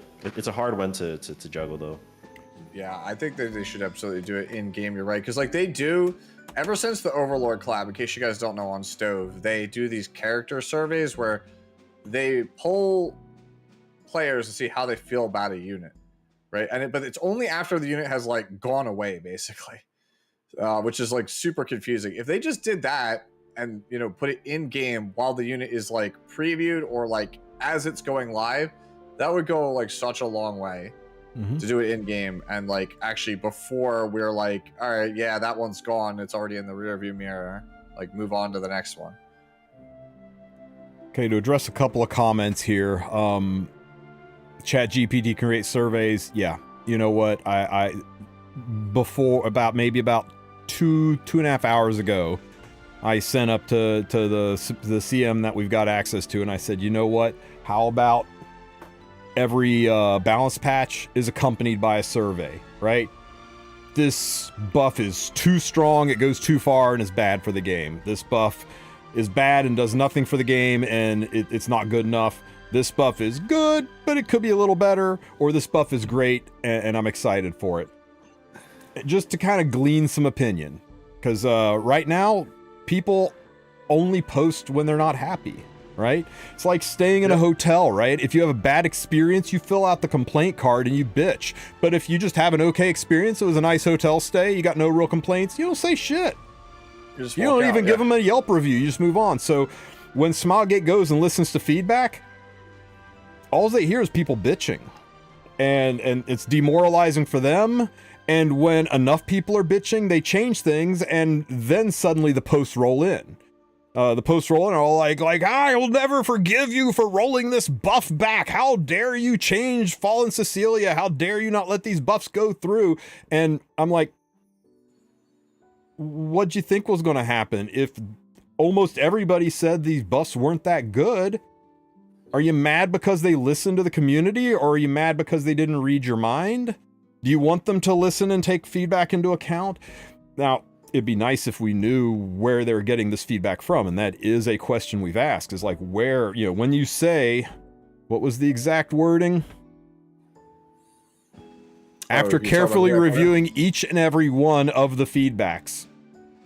Reviewing from where? From Discord, from Twitter, from Stove, from Facebook? What feedbacks? So we'd like to know where this is, and that's a question we just straight up asked. Like, where is this feedback that Smilegate is reading each and every one of, so that we can let the community know, if you want to be a part of the feedback process, this is where you need to say things, right? And don't bother posting on Reddit. They never look at that, or always post on Twitter. That's where they're getting their stuff. I mean, the general consensus is they only listen to Stove, but we don't even know what Stove. Are they only listening to the Korean Stove? Are they looking at all of the Stove posts? Yeah, this is the one that when I saw this morning, I was kind of pretty angry. I was like, this just feels like either you translated this with some kind of like AI, or well, it just feels so tone deaf. Like it's either an AI thing, or you're just like lying to my face. Like, which is it? It's not good. It's not a good look. Well, we're trying to get some more info on that, especially in this transition time. It's a little tough getting answers like this, but we're trying. And when we find out, we'll let you guys know. And we'll let you guys know how to let your voices be known. But I can almost guarantee you, everybody that is on the Stove right now bitching about these changes didn't say anything about being satisfied with these changes and hyped and excited for it previously. So yeah, And I'm not and I'm not saying that everybody should have to go on and say, I love these changes, don't fuck with it. Every time they make a good change, you know, you'd like a little bit of self-actualization, self-awareness that maybe we should let this test out before we change it. But that's where a survey would come in handy. People don't like punching in surveys, but they're fine with checking a box. And that would at least give them a brief brush over of the community sentiment on it. But, you know, I think, like, even without a survey, right, like, we have the World Arena infographics every season.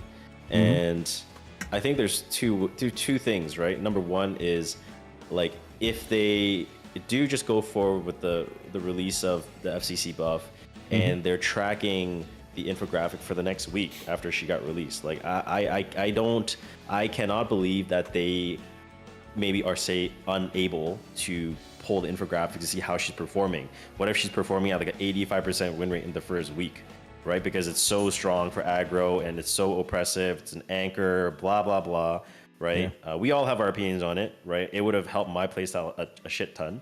Yep. But at the same time, it's like, okay, if it's at an 85% win rate, like something's got to change, obviously. Then you can go in and change it then, right? I don't think kind of changing it last second, like before, like within 24 hours, literally. If it was like a week or like 2 weeks, like, okay, sure. But like 24 hours is a little bit much, you know? Yeah. And maybe I'm reading between the lines a little too much on this one, guys, but my gut reaction is this isn't like the Pirate Flan situation, where it appeared like they were reacting to a general consensus that the buffs were bad, so that they pulled them to rework them. And that's just an assumption. We don't know where they're getting their feedback from. We're all assuming it's the silver players who said this is a terrible buff, but we don't really know where they got that feedback from until they tell us where they're getting the feedback from. In this situation, after looking at the comments, at least on the English Stove site, the number one comment on the balance patch was, here, let me pull it up. I'm just gonna say though, like, if this FCC buff went live though, like aggro players and like cleave would totally reign supreme. I'm not gonna lie. Oh yeah, like, at least for a little bit, like, for sure. I'm not in any way saying the buffs were bad. It's just, you know, we get this. That's the FCC buff. She's been bad for so long, and that's all you're giving her compared to what you did with Blood Moon Haste and Mort. And then a picture of Epic 7's team. It's the number one comment. And yeah, if you just come up here and you search for the word balance, right? Search for the word balance as a keyword, and there's a what do you guys think about the FCC buff, right? And it's just an ocean of comments that are I definitely agree. I get why people are upset because FCC is so loved, and buffing her from useless to niche isn't what they wanted. They're not saying that she isn't going to be good. They're not saying that the buffs are bad or that the buffs are too good. They're just saying it's not what we wanted for FCC. That she is a icon of the game. Like if I said, give me like the top 10 units, maybe even the top 5 units that, you know, are most recognizable in the game. You know, you got your Lunas and your ML Landies. You get your letterhead units. FCC's up there. Hell, she was the rival of ML Luna through the entire World Cup series. She's very, very well loved, and people have been asking for an FCC buff for how freaking long. Every time we get a balanced patch, you know, FCC mod check, where is she? And then they came out with a balance patch that, while making her very strong and very usable, was lazy. Yeah, useless. Only thing that makes her cool is 12 imprint. That's what a lot of people saw. Is that, like, okay, she's a speed imprint. There's no such thing as a bad speed imprint. She's a tanky speed imprint. It'll stick around, maybe do some sub damage. Hope you got an extra 3F from Overlord. But it just felt like she didn't really have an identity with these buffs. And that's why when I read the comment from Smilegate here about this, and this wording is pretty clear to me, right? That after reading the feedback, they've excluded Fallen Cecilia. They're working on a new adjustment plan, which will be just later. And this one, we will carefully monitor all heroes to ensure adjustments are, and I quote, more tailored to each hero's unique strengths and needs. So what you're saying is that the character won't be able to be hit with unbuffable and will be twice as tanky. What I'm saying is I can guarantee she's not going to have a 12 speed imprint, but they're saying, okay, we hear you. This isn't the FCC you wanted. You wanted I don't know, a more lore accurate FCC, an FCC that was more worthy of her buffs, an FCC that could stand up and actually be toe-to-toe rival with Luna. I think you're going to see a much stronger FCC, and it's going to be very different and I think they will go overboard. I don't think this will be like Pirate Flan, where they just come out with a little pull my finger buff that's everyone's going to freaking hate except for like 1 or 2 people, and where she's not going to be usable unless you kind of, force her in with some other monster unit like Pera. I think she's going to be a standalone great disaster level strong unit as a result of this, because people made it pretty clear they didn't want a boring FCC buff. They wanted a Mort buff. They wanted a Blood Moon haste buff. They wanted their favorite character FCC to be stupid insane, and I think that's what they're going to be working on to be released later. So all you guys that bought FCC and thinking about recalling her to pick up a unit, maybe that's a good idea. But don't put yourself in a position to really get regrets, because I think they're making a pretty clear indictment here that they're going to work on making this something that's going to make the community hyped and not make the community go, yes, we've been waiting so long and it's okay.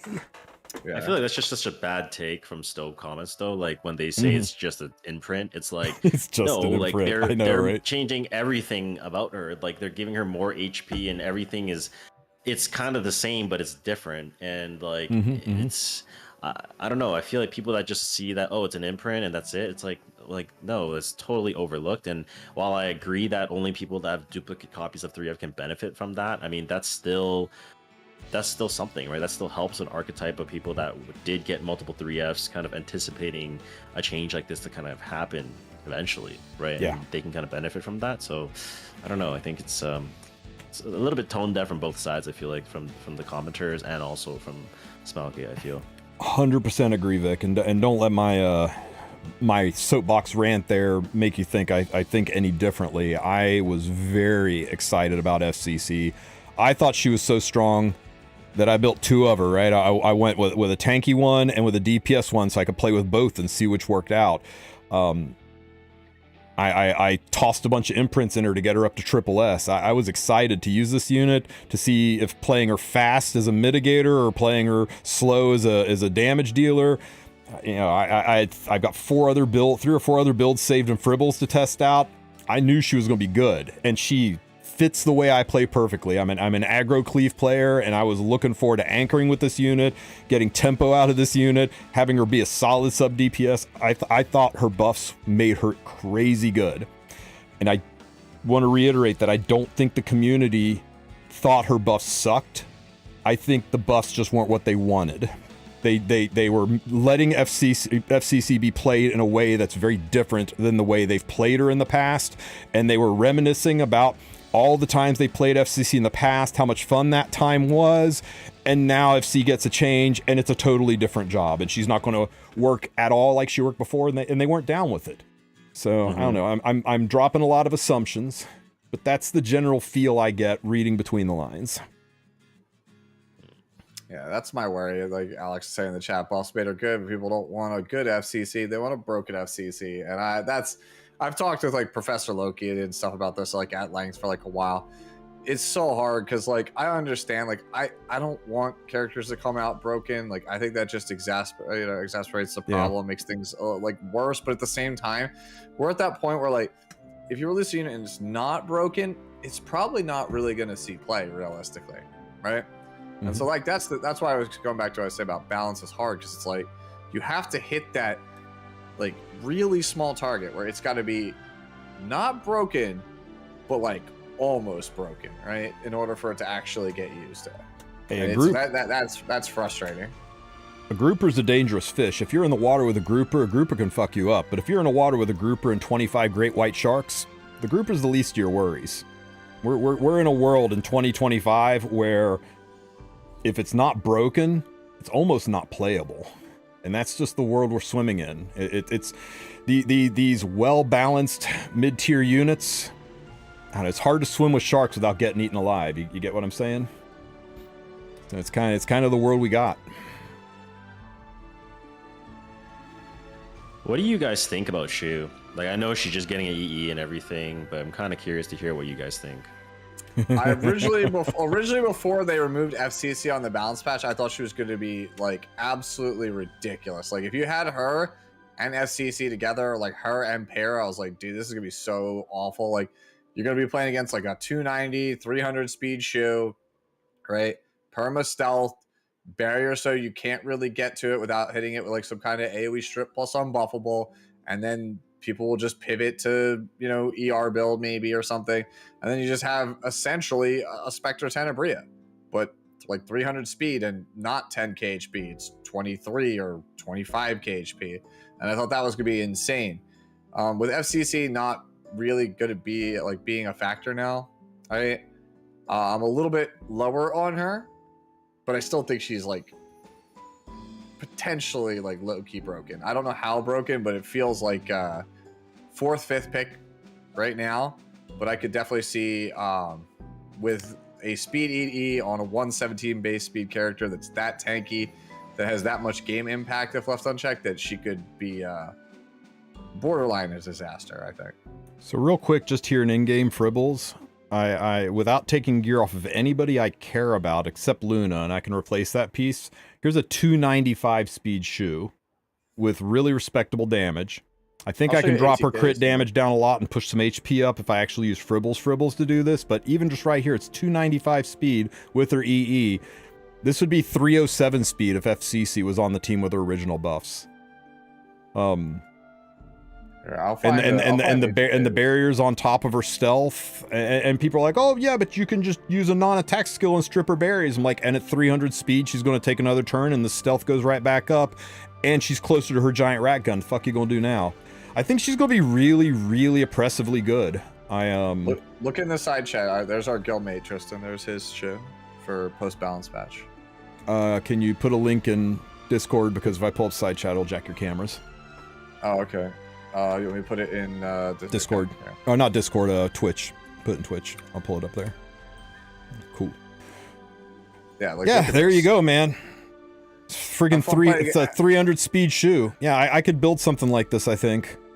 Like, have fun playing against that, bro. Yeah. So yeah, you know, she still has all the same weaknesses as long as you can expose her, and exposing her is difficult when she re-stealths every turn. It's gonna be tough to expose her, right? Because what are you gonna do? You're gonna have to use a non-attack skill that ignores ER. Those usually are a first turn thing. You usually don't have those every single turn. So you're probably gonna have to use AoE hits to hit her hard enough to knock the barrier down so you can knock the stealth and expose her.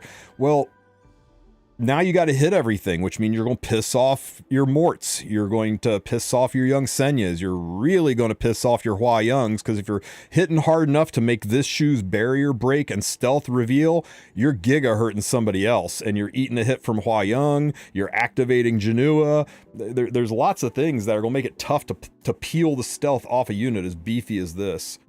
Not to mention, I think people are going to be able to take her off of proof, because stealth gives you 50% damage mit versus AoE. So you could take her off and just rely on the stealth to be your damage mit, and you can put her on Bastion of Hope and stack some ER on her. Yeah. So now you got a Soulburn to strip her.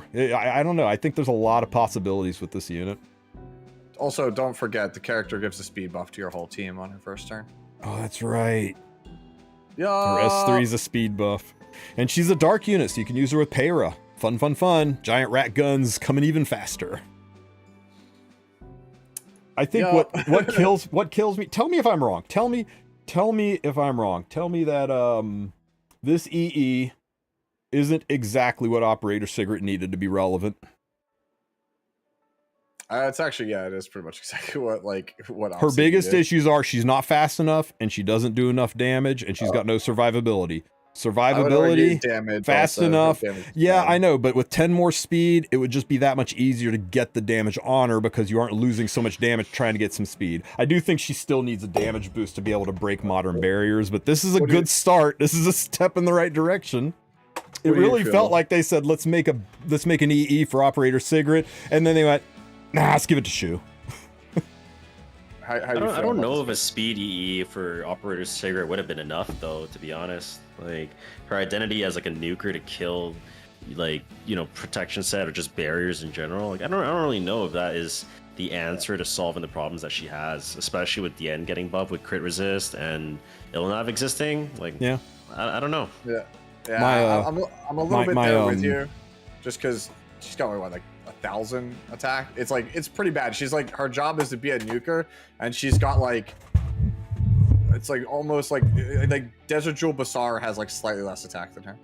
It's like what the hell is this?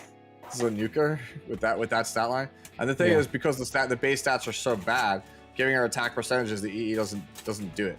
Like I actually think that straight up Opsig just needs a rework. So they were going to give this to Operator Sigrid because she was going to have usability now that Fallen Cecilia is getting a buff and small barriers are everywhere. Because Fallen Cecilia, her original counter to dealing with Fallen Cecilia was going to be Operator Sigrid, right? She's what came out to deal with the FCC Great Disaster, right? Right. So they gave this, right? Because FCC will be out there running people over. We need a solution, and that solution was Op Sigrid with this EE. Tell me I'm wrong. Nick's going to get his. He's going to Not the tinfoil hat, man. I swear to God, if you were going to pull up a tinfoil hat, I was going to lose my mind, Vic. No. So just go make I one. thought you were looking around for one. I got some what is it? Some aluminum wrap in the other room. We could just make it right here. Arts and crafts stream. Let's go. Teach me, Tristan. I think this is probably the most exciting thing for RTA streamers for tomorrow is seeing how this is going to interact, how this is going to change the game, because not Tori, all Tristan, this, say it's not so. Well, Tori, I mean, everyone's going to be playing with Tori for sure, but I think there's some things here that'll be fun to check out and see how they work, but I think that EE has the potential to be the most impactful. How many bookmarks you guys got for Tori? Like, are you guys all set? I actually need to do some secret shot rolling. That's why I'm doing my my stream later on in the day. I have about 14,000 Skystones, so like definitely enough where I could roll and easily get it. Oh wow, Tristan is set, dude. I don't have that much. I have like maybe 60. I got like a multi. Damn. 60? Yeah, well, I mean, I literally just used all of it recently to get bystander imprints. Like, I literally just blew it all. I opened up a story banner and just was like, psh, just throw it, just yeet it all. I'm worried I might not be able to get my third Tori. Your third Tori? Jeez. You need 3 of them, right? It's a post-Harsetti era. You need at least 2 of every unit, Sue. Stop, dude. Stop, dude. Like, you're not wrong, but at the same time, like, oh, nah, dude, I'm good. Oh man, I can't wait for third pick protection to go away so like people will like shut up about Harsetti, dude. Tooth would be good on Urban Shadow away, Shoe. Man. Oh, it's not going away. No, yeah, there's no way it's going away. There's no way. Look, I want to hope and believe, man. It's actually funny. Like, my opinion on Harsetti between September and now is like night and day, bro. It's like I feel like Spider-Man in Civil War, where it's like I started Team Iron Man and now I'm Team Cap all the way. Here's the problem with Tooth on any unit that's not a Miki, is if you put Tooth on any unit that's not a Miki, your Miki's not wearing Tooth. Unless you're like one of the 1% of people who actually has a second Tooth that you're okay with, or that's maxed out. Because otherwise, I mean, I could use this Tooth and 15% of the time it does nothing. 80% of the time it does nothing when I'm on the left side of the screen. So... And you can't pull it. You can't activate a banner. Tooth is a what we like to call semi-limited, right? Because it's not tied to anybody's banner. The only way to get this is random summons, or for Smilegate to just decide to put it in the powder shop, which they only... I think Tooth's been in the powder shop like 3 times in the past 7 years. Yeah, dude, Tooth is an obnoxious one to get. Yeah, it is a tough artifact to get. I think anyone that's thinking of running Uberius on Payra for whatever reason, you can always just go play El's Fist on Amiki and make her on a speed build and run her like 70k attack or close to it. Like, you might be able to get some utilization out of that, but no, that's kind of clever.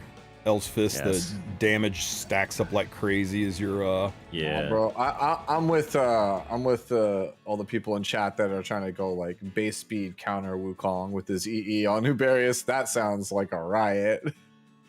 That's a really funny MLM. That's 50% increased attack. at max. Dude, counter Wukong, dude. That is a really funny MLM. I've seen people make it work, dude. We have we had like casual mock lobbies like a couple weeks back, and one of my viewers was like, counter Wukong. It was like 450 gear score counter Wukong, like best gear on his account, and he played it with like bad cat armor in the front. And I was like, dude, it was so wild. Problem with Wukong is he takes so many stats. You generally don't have a shit ton of attack stacked on him, and Ubris procs based on your attack stats. So the pop is so low. I'm not sure it's really worth losing actual. I mean, you may as well just put symbol on him and do more damage. The pop is nice because it lets you bust through damage limit, but that's kind of about it. I don't know. I don't think this or Holiday Eufiend would be a smarter pick, because typically Holiday Eufiends have a lot more attack. Mine doesn't, because she's just holding gear. That's cat, bro. That unit has 1100 base. That character is never having high attack. Yeah, character is cat. I thought people build her with high attack for the burns. So yeah, in that case, no. No, she's got Blue Luna syndrome. Yeah. Looks pretty, ain't got good stats. I think the biggest cap I've heard so far is Lone Crescent Balloon on Ubris Tooth. Yeah, that's crazy word.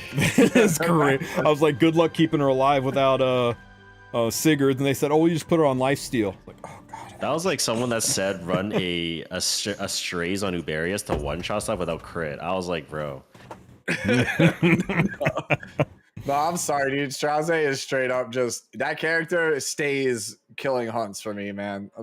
They would have to completely like overhaul that man. That man is in the ground when it comes to PvP right now. Ubris Firekin. Yeah, the HP scaler, give him the attack boost, the artifact that scales off attack. Brilliant. There's a fun exercise for you. What does Straze need as an exclusive equipment to be playable? He's on the next summon, right? So anytime I see this kind of stuff, it makes me think maybe we're looking at the next balance patch units, right? I mean, unlikely Dilibet, she recently got one, and Solitary is kind of future-proof, but Strays, of all the units on here, buffed recently, pretty good, just doesn't need a buff's pretty good, but Strays, he's kind of suffering. He's not really used anywhere.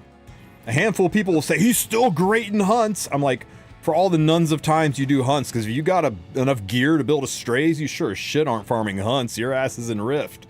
True. Except for that small 1 month window in between rifts, that's kind of Strays doesn't see a lot of use. That's me though. I farm. I'm the Strays hunt farmer. Okay. I mean, I have a Strays to farm hunts too, but I mean, recently, man, I've just been quick battling the hunts, so I'll just run Fene and 3 other units and friendship farm while I farm the hunts. That's fair. Yeah. I mean, you're right. It's only when Rift is down. So this is a spicy one. Speaking of quick battles, what do you guys think about being able to buy this? Yeah. Slightly more mask off. Here we go. So you can spend 50, 110, 180, 450, up to 450 Skystones spent to get 6 additional rounds. I'm reading between the lines, but my assumption is they said additional round of quick battle, so I suspect that means you spend 50 Skystones, you can do 10 more quick battles. You drop another 60 Skystones, you can do another 10 quick battles for a total of 20 quick battles for 110. Up to you spend 450 Skystones, and you can do 60 quick battles. Jury's out on that. Some people say, no, you spend 100, you get 60. You spend 60, you get 20. But I don't know. That's what it feels like to me. 450, and you can do your 70 quick battles a day. The 10 free and the additional 6. But to what end? What would be the reason you would want to do this, even as a whale? Win E7 WC. That's about it.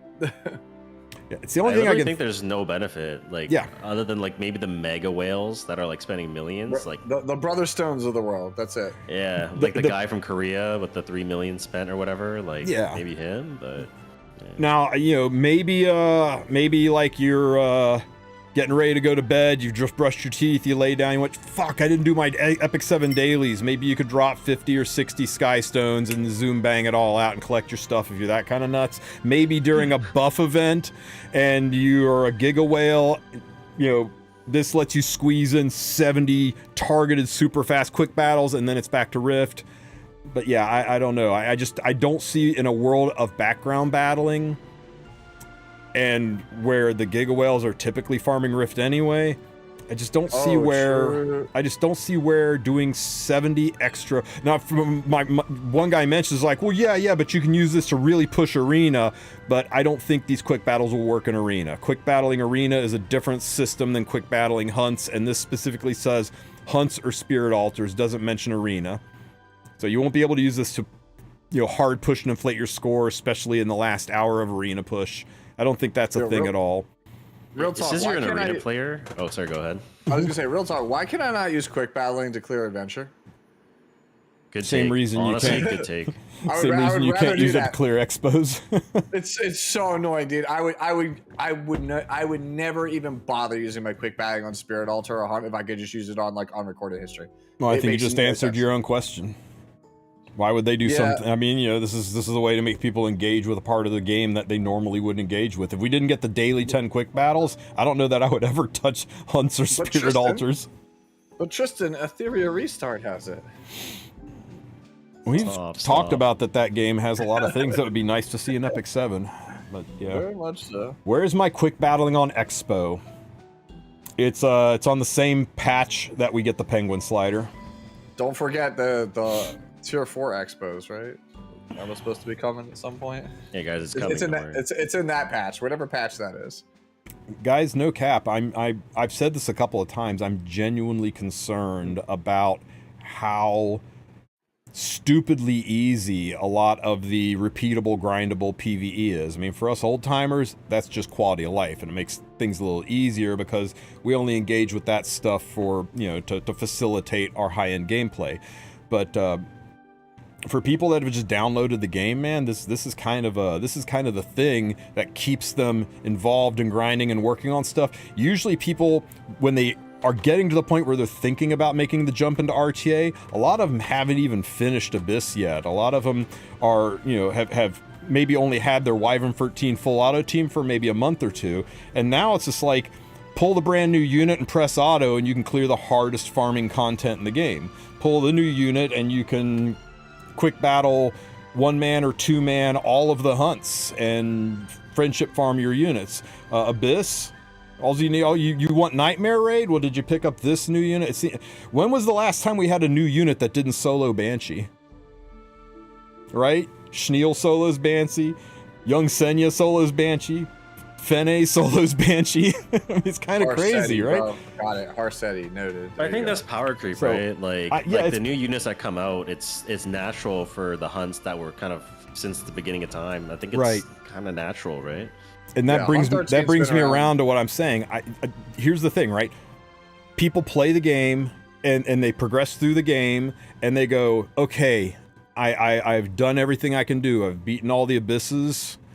I even built Commando Arena because of Sue, and now I've completed the Abyss. Now I'm auto farming everything. I'm friendship farming. I seem to have knocked all that out. I guess it's time to check out RTA. Let me see what I need to do for that. Let me look at some strategies. I'll watch Vic do some fights and see how his gear is built, and holy shit, I can't do that. I don't have half of these units, so I can't build this stuff. I think the gap between finishing PvE and getting ready to jump into PvP, that gap is getting bigger and bigger, and I'm worried it'll be so big that people will get bored playing Epic 7, grinding what they need before they can start playing Epic 7 again. And I know people say, no, man, I did a 6-month account review and was able to do PvP to RTA to Masters in 2 weeks of play. Yeah. You can do that if you've been playing this game for years. We're talking about the relatively new player. What's going to keep them engaged in the game when everything is so easy to accomplish, so hand on the plate? So I really think we need to start seeing upgraded PvP. As much as I hate to say it, we kind of need Expo 4. We kind of need Hunt 14s. We need more Abyss floors and a super duper Nightmare Raid with the human Vera in it, right? We maybe need the auto tower, maybe we need a hell mode for that, or at least what they got, like 5 difficulties. Maybe we need 6 or 7 difficulties to actually make that a little challenging. I think we need something for people to sink their teeth into and engage in the game on the PvE side to keep people playing and interested long enough that they are around long enough to pull the units to be able to dive into PvP. Maybe I'm off base, maybe I'm reading too much into that, but it's something that's been on my mind a lot lately with how overpowered, how all of my guides lately are like, oh yeah, Rift guide, Fene, press auto. That was a great guide. Yeah. I spent 8 minutes telling people to pick Fene and press a button. So yeah, it's actually funny because most of my Abyss guides, the more recent comments people are getting around to the new beginner series, right? They're just like, I just substituted Commander Lorena with Fene. Like that's the comment I keep seeing across all the videos. I use the same team, but I use Fene. It's not just Fene, right? I mean, Brieg is another great example. I mean, it seems to be an ongoing thing of making PvE easier and more accessible, which I love. I love that, but there's the flip side of it where nothing easy is worth doing. If something's not challenging, you will lose interest giga fast, and the last thing we want is for new players to lose interest in the game before they've gotten to the challenging end game part of RTA and high-end arena and maybe even new guild wars, but the repeatable PvP. And hopefully brawl mode maybe bridges that gap, but if it doesn't, I don't know. Am I fretting over nothing? Am I full of shit here? What do you guys think? I'm just dying over Brett's comment in the chat. Fene is pretty good for anyone without Commander Lorena.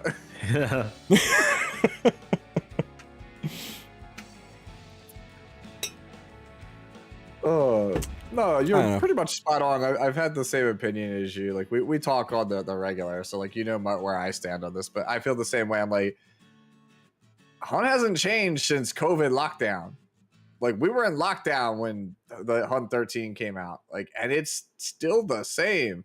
And here we are, like 5 years later, basically, and it's like the characters that have come out with power creep, like Vic was saying, they just clear all the 5-year-old content like it's nothing.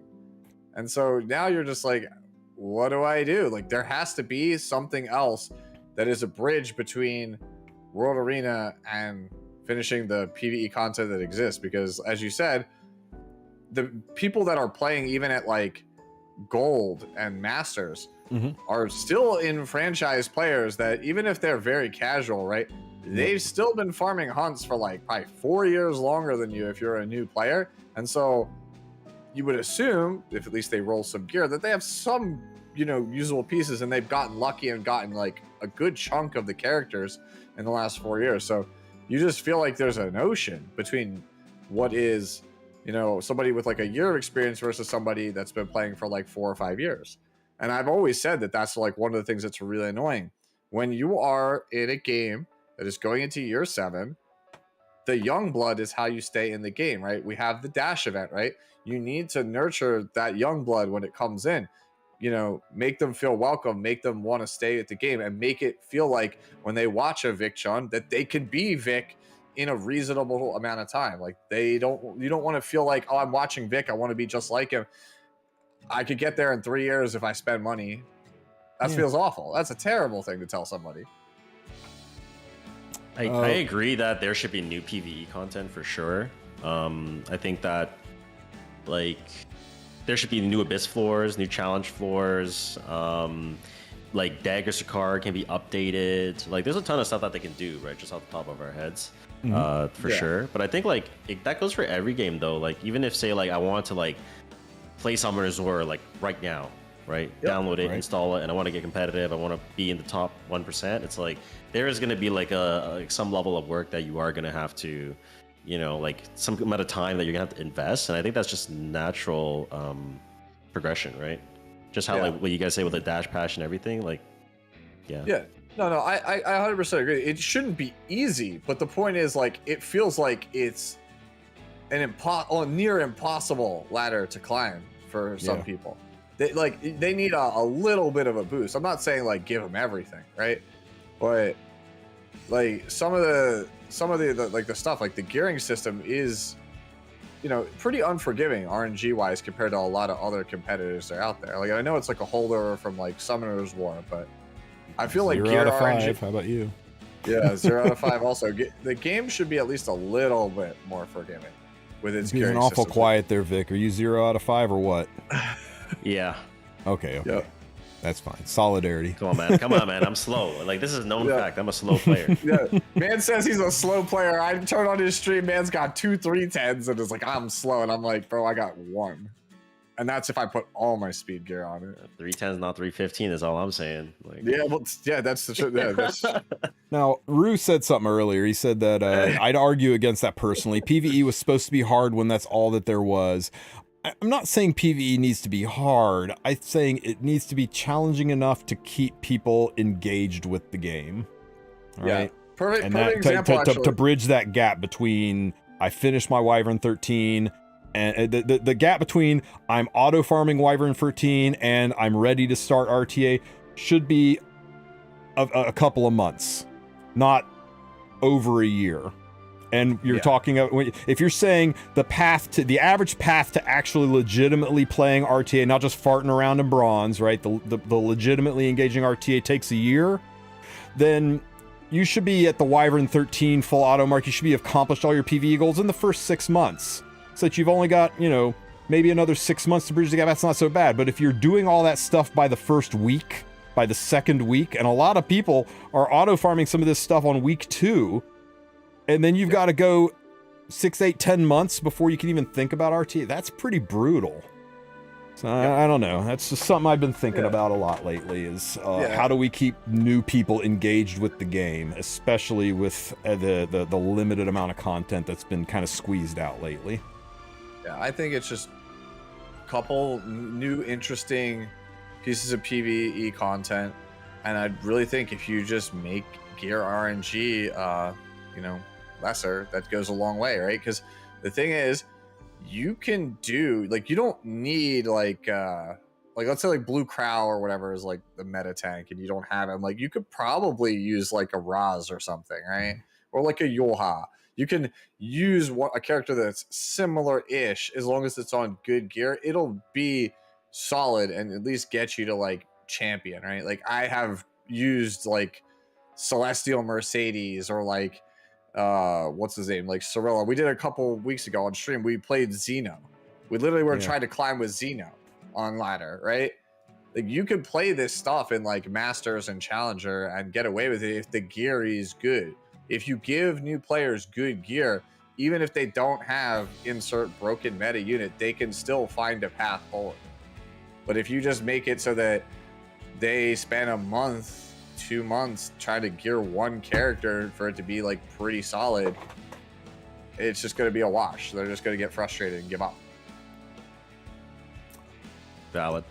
So Joe's saying Challenge Abyss 2 years ago, last update. Normal Abyss 3 years ago.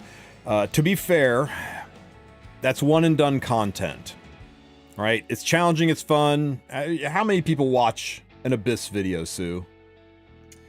My most watch Abyss video maybe has 1,500 views on it, and it's years old.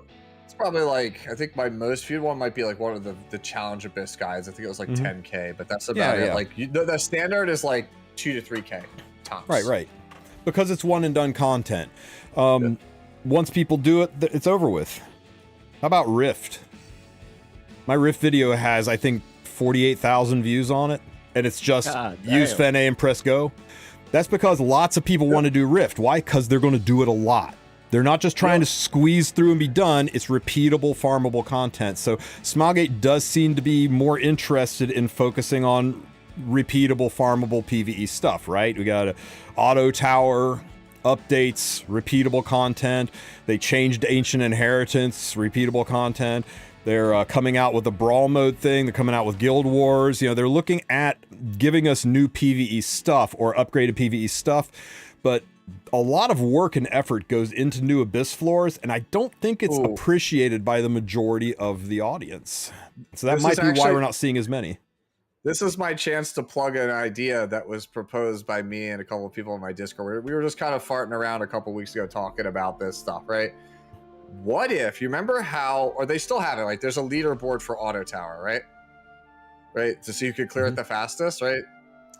What if Auto Tower was, instead of just like auto stuff, like it's literally, there is an abyss. There's a leaderboard for Auto Tower? Yes, there is. Since when? For who could clear it fastest. Okay, you've never seen this? Like, it's like there's like, you could see who could clear it the fastest. Or am I wrong? Is this how Ain't no way? Ain't no way. No, what? No, I'm saying there used to be one of these things. Anyways, that's. Are we talking about back in the days of 100-floor Auto Tower? Yes. So that's exactly what we got onto. We had the 100-floor tower. Yeah, what the if old you Auto Tower. You have 100 abyss floor tower and it resets monthly. Like, and it's essentially like randomized floors, or like a kind of like the roguelike how you did with Auto Tower, right? You basically like merge both things. That's repeatable hard content that you have to think about, and it changes monthly. I think that would be pretty fun, but I don't know if they could pull that off.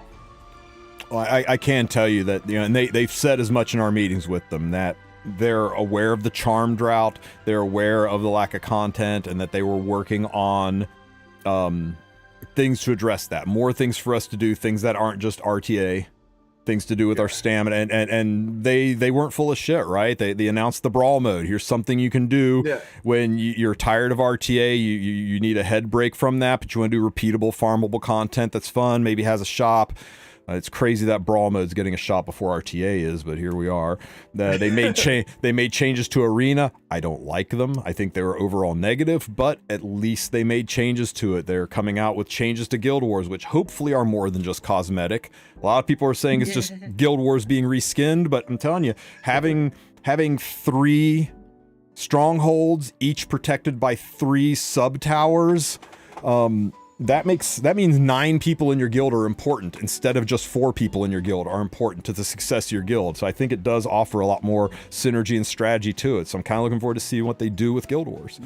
So yeah, I mean, it's easy to say, where's our abyss? Where's our new ancient inheritance? Where's our great achievement? But you can't say they aren't actively doing stuff. These are big developer time-consuming things to do, and you know, it's not like they're just sitting on their thumbs not doing anything. They are actively trying to put things in, up to and including giving us, really starting in 2024 especially, they really tried to make stories more than just same generic 4 levels and 5 fights in hell mode and then finish the story, or it's a puzzle event, lather, rinse, repeat. You know, you may not have liked Rhythm Surfer, you may not have liked Biblis's Garden, you may not have liked young Senya's grid style tactics kind of a thing. Some people didn't like the volleyball. You may have liked it, you may not have. Yeah, I have no idea why my fucking nose is so red. I think it's the background. I was gonna say you're so red. I know, right? I guess I'm ready to pull a sleigh. I don't, you may not have liked it, but you got to admit, at least they were trying to make these events fun and different and something new and unusual. So we can't say it's the same shit over and over. So I got to applaud them for that. Yeah, I'm just looking forward to like next month, because I'm curious to see like how robust is Brawl, because it's something new to do, something fun to do. I'm pretty pumped for that. As for your comment though, is why no RTA shop? Why does Brawl have one? RTA doesn't. Lest you forget, in preseason of RTA, right before it actually came out, basically season 0, excuse me, there was basically like a shop where you could get stamina that you could basically buy daily from RTA for playing RTA, and people hated it. So they knew real quick they couldn't attach rewards to RTA outside of like the skin at the end of the season, because if you had to play RTA daily, Stowe was flooded with comments of, "Oh, I hate that I have to play RTA to get this thing." Yeah, but don't they literally just enter the game and then just like top right? Yeah, and that's what they did. That's what they did. But that was stamina. Who says a shop has to be stamina? Maybe it's cosmetics. Maybe it's you know, you can get these new emotes that you can use in RTA to make fun of people that you beat or lose against, right? Maybe it's 3 months access to these shop lobby cosmetics, and you can, if you want to play RTA, you can decorate your lobby with these cosmetics that say, hey, look, I'm an RTA nerd. They aren't something where it's like you got to do the stamina, because how else are you going to farm Wyvern if you don't do the RTA to get the stamina? I mean, nobody said it has to be good rewards. It could just be, you can do this. I mean, if they put a shop in for Arena, people fucking hate Arena. And you know what? The people that hate Arena just don't do it. They say, yeah, you know what? I'll find those rewards other places. I'll farm my charms naturally. I don't have to farm Arena for the points to get it. Or go ahead and give people an NPC shop or NPC fight in Arena, right? Let you fight some bots. We know there's bot Arena, right? We know down in Bronze you're fighting people that aren't real people. Let the shop be attached to not just Arena, but also to draft mode. Mm-hmm. So people can say, I can just do this and not worry that my gear's not good enough. I will be on equal footing with everybody and I can have some fun with it. There's things they can do to get around that, right? Hell, even mock lobbies. I'd be okay with that. Like, keep track of mock lobbies. I don't know. It feels kind of weak to say the reason they aren't doing it is because people get really upset when they're forced to do it. I get really upset when I'm forced to do regular Arena in a modern format to get the rewards. You don't like Carcetti? People are like, I hate that I have to do expeditions, but the rewards are so good, I feel compelled to do it. It's like, oh, boo fucking who? You have to play the game. You know what you don't? If there's some part of the game you don't like, there's nothing forcing you to do it. There are no rewards that anything in this game gives that you can't get somewhere else. Can I just say, chat type 1, if otherworldly chests should be returned back to Rift and just be permanent and be a part of Rift. Oh, yeah. Dude, wait, hold on. Let me just... Like, come on. Like, what's going on here? You know? Like oh that was such a godsend, and I was like, wait, you mean it's not permanent?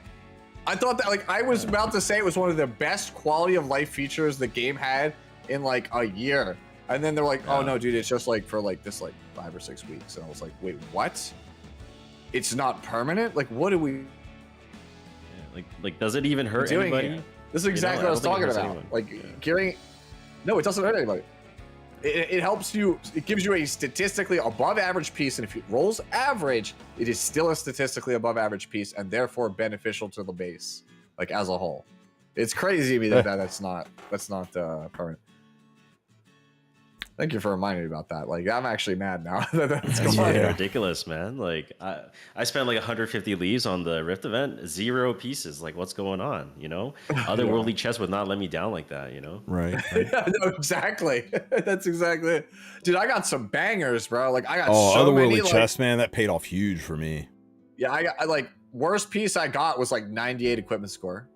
I was just like straight swimming in bangers. Like, this is such a good thing. Like, I want this all the time. Yep. Tell me, what do you guys think about Op Cigarette taking even more strays here? Right below them giving her EE to Shu, they let us know that her having a focus bar was just a cuck up, right? Where evidently they were testing her on the test server, probably testing ways to make OpSig work. Again, she was going to be a focus unit. She was going to be a focus unit, and that focus was going to give her evasion, maybe stealth, maybe 100% evasion when she's at full focus, and she's going to get a speed EE, and she's going to have increased damage. The higher her focus bar is, the more damage she does. I'm telling you, they were cooking on making Operator Cigarette good, and then they went, you know what? This is so good. This is so good, she's just going to murder FCC and make the game not fun and unplayable and stuff. So, yeah, you know what? We'll just pretend this was an accident and that we're fixing it and that no changes will be made to FCC. And you know what? Give her EE to Shu. You good? I'm telling you, man. I know things. I know things, too. Feels so bad. Poor OpSig. Where's the justice for OpSig, man? She's so good. Justice, man. She's such a beautiful character. Like, come on. Yeah, dude. Like, that character is a travesty right now. Like, please save our girl. save Fallen Cecilia first, but once you do, save Sigrid. Like she's definitely, I think, the worst ML5 in the game. Like not even close. And you say that you say that. Yeah. Stepping outside of a. I mean, yeah, we're not going to talk about Ainz here, right? Because that's I don't consider that free unit. Yeah. No, Vic, who you got? Galaxy, like the who do you think? Who do you think? Who's the worst?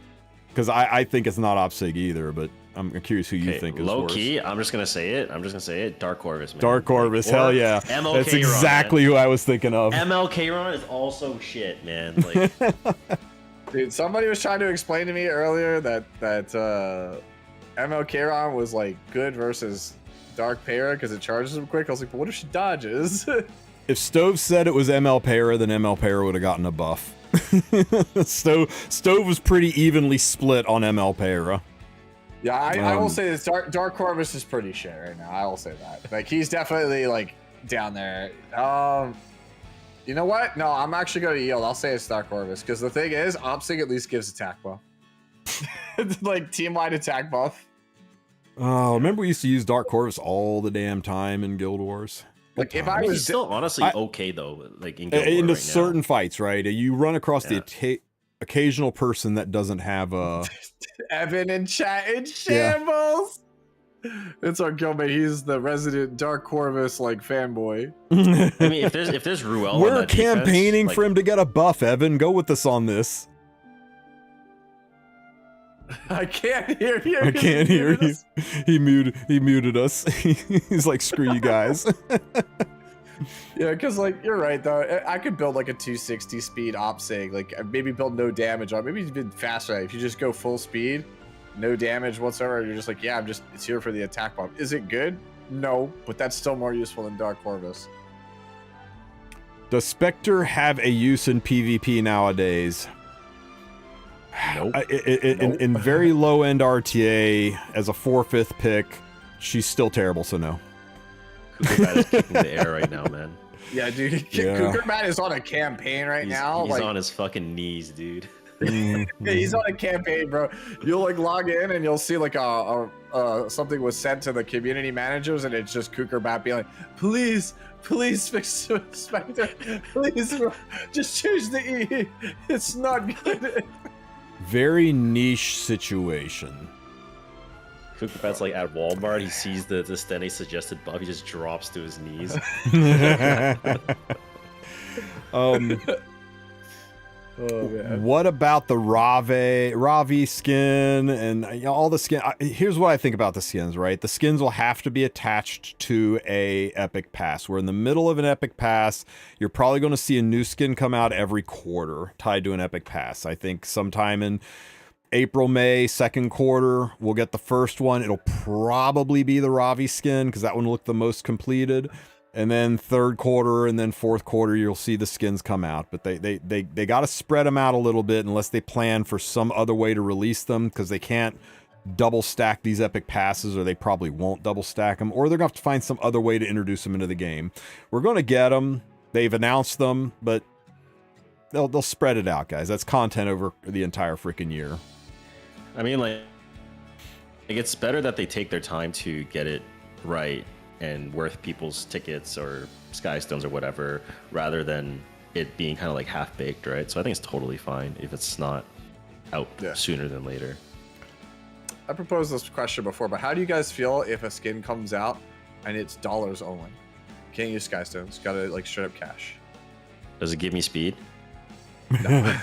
As long as it doesn't have stats on it, I personally don't care. But I've always felt that they should have a dollar value and a skin ticket value assigned to it. One could just say, well, you can just go buy the ticket pack and it's the same thing.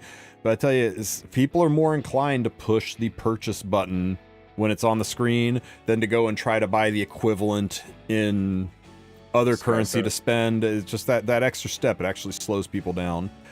I bet you more people buy the Battle Pass from Arena than push the Skystone button in Expeditions. Yep. That's probably accurate.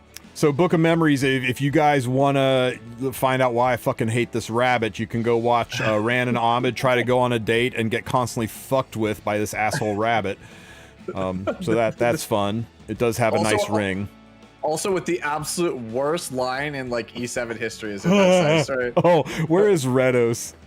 Where is Redos when we need him? I don't even know where to begin with that line. Like, it's just like his fingers were like newborn puppies, all excited and trembling, and it's like, what? Not knowing where to go, but knowing, yeah. Where is it? And it's just like, what do you mean his fingers are like puppies? Like, what? What does that even mean? Newborn puppies. The newborn puppy. That was peak fucking right. Red. I kind of want you to jump into voice chat to read it. The dramatic reading, dude. The dramatic reading. You want to come in and read the newborn puppies line, Red? If I had my... Oh, that's right. Red's sick. He lost his voice. Oh. I have it. I know next I did. Next time. Because somebody saved it for me and sent it to me and told me to put it in the what your favorite waifu says about you video when I made that. Which, by the way, I need to go and make the what your favorite husbando one says about you. I've been slacking on that one. So is that about it? Is there anything else we got that's exciting tomorrow? We got the Tori story. We get to test out Tori. We get the Shu EE. We get the bounce patch that's somewhat lackluster because of the loss of Fallen Cecilia. I want to reiterate to people, her buffs aren't canceled. They're postponed and changed, right?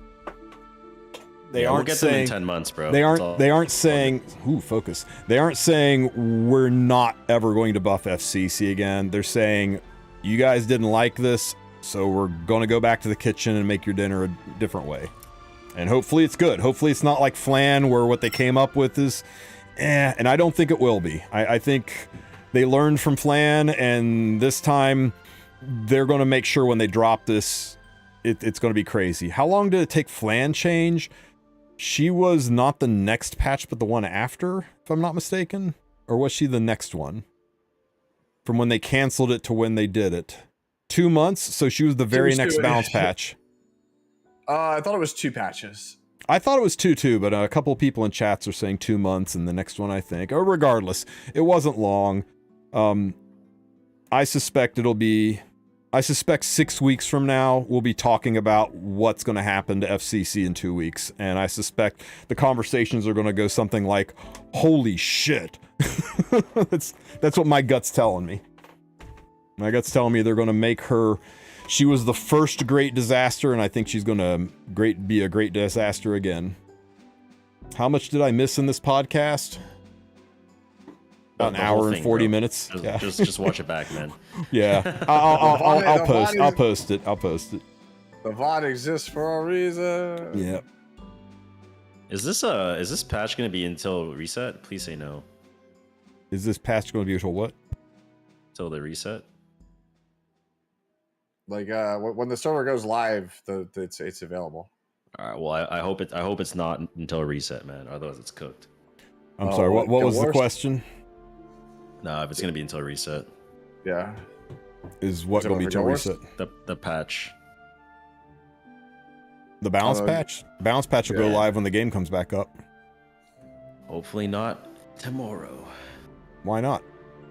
No, like I need to still do like my Guild War attacks, you know, like. Let me see. Bounce adjustment.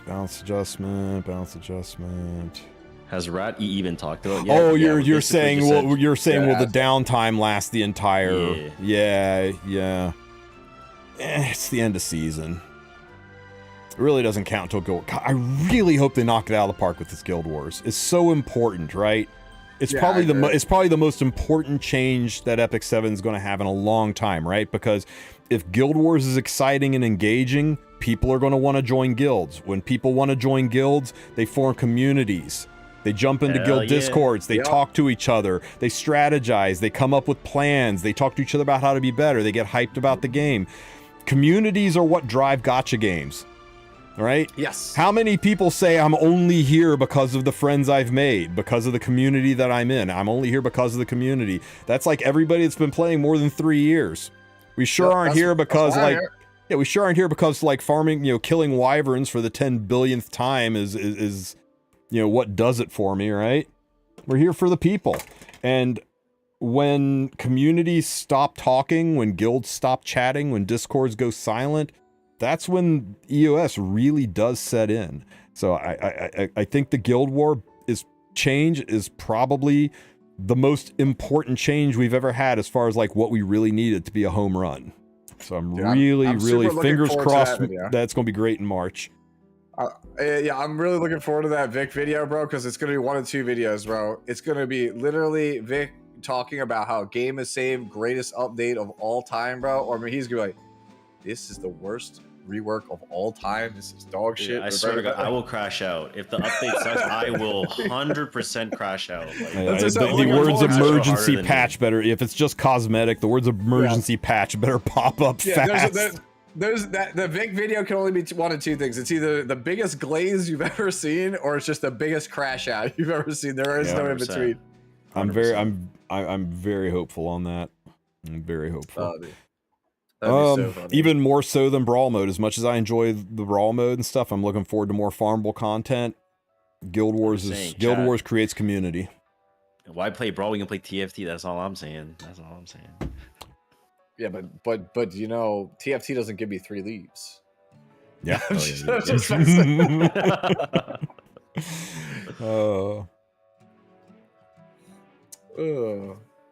Good talk. Oh my God. Look, guys, let's I think that's about it. Do we have anything else to chit chat about? It's kind of a lean time, but we've got a lot coming up over the next few months. This is the part where it starts rolling downhill faster, right? Guild Wars, Brawl mode, limited units, custom summons, potential collabs in April.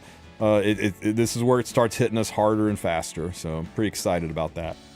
Something I do want to say to everyone too, sorry Pat, is make sure you guys do go and gear a Solitaria. Like if you guys have mine's just been collecting dust. Like I'm gonna put some gear on her because with the shoe buff coming through, with the Rylet buff coming through, like, and obviously like Fire Flan's already a problem. Like you guys better invest some solid gear on her because she'll help you guys quite a bit.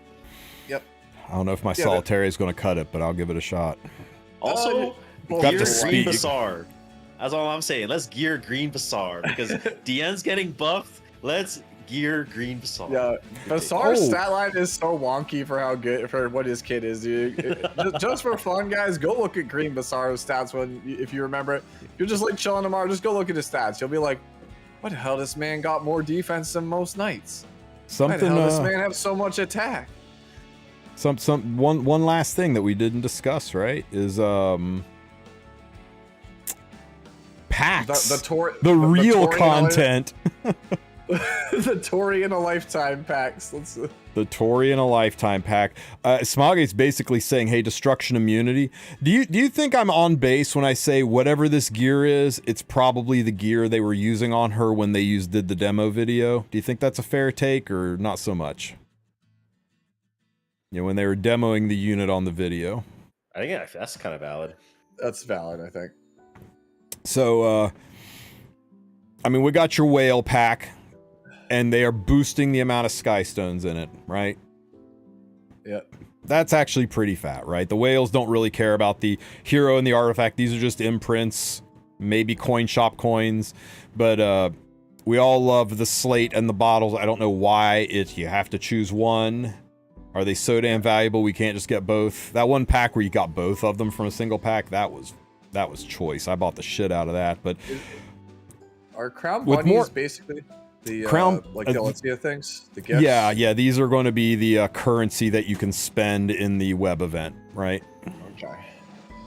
So this is going to be $100, and it's pretty stereotypical value. They probably are noticing people aren't buying this pack as much as they used to, and this is what they do. When they notice sales are slipping, they put things in it. They've added the bonus bunnies, and they've added more bookmarks. So they're testing the water to see if this little bit of an increase is going to make people buy it again, or if they need to go further.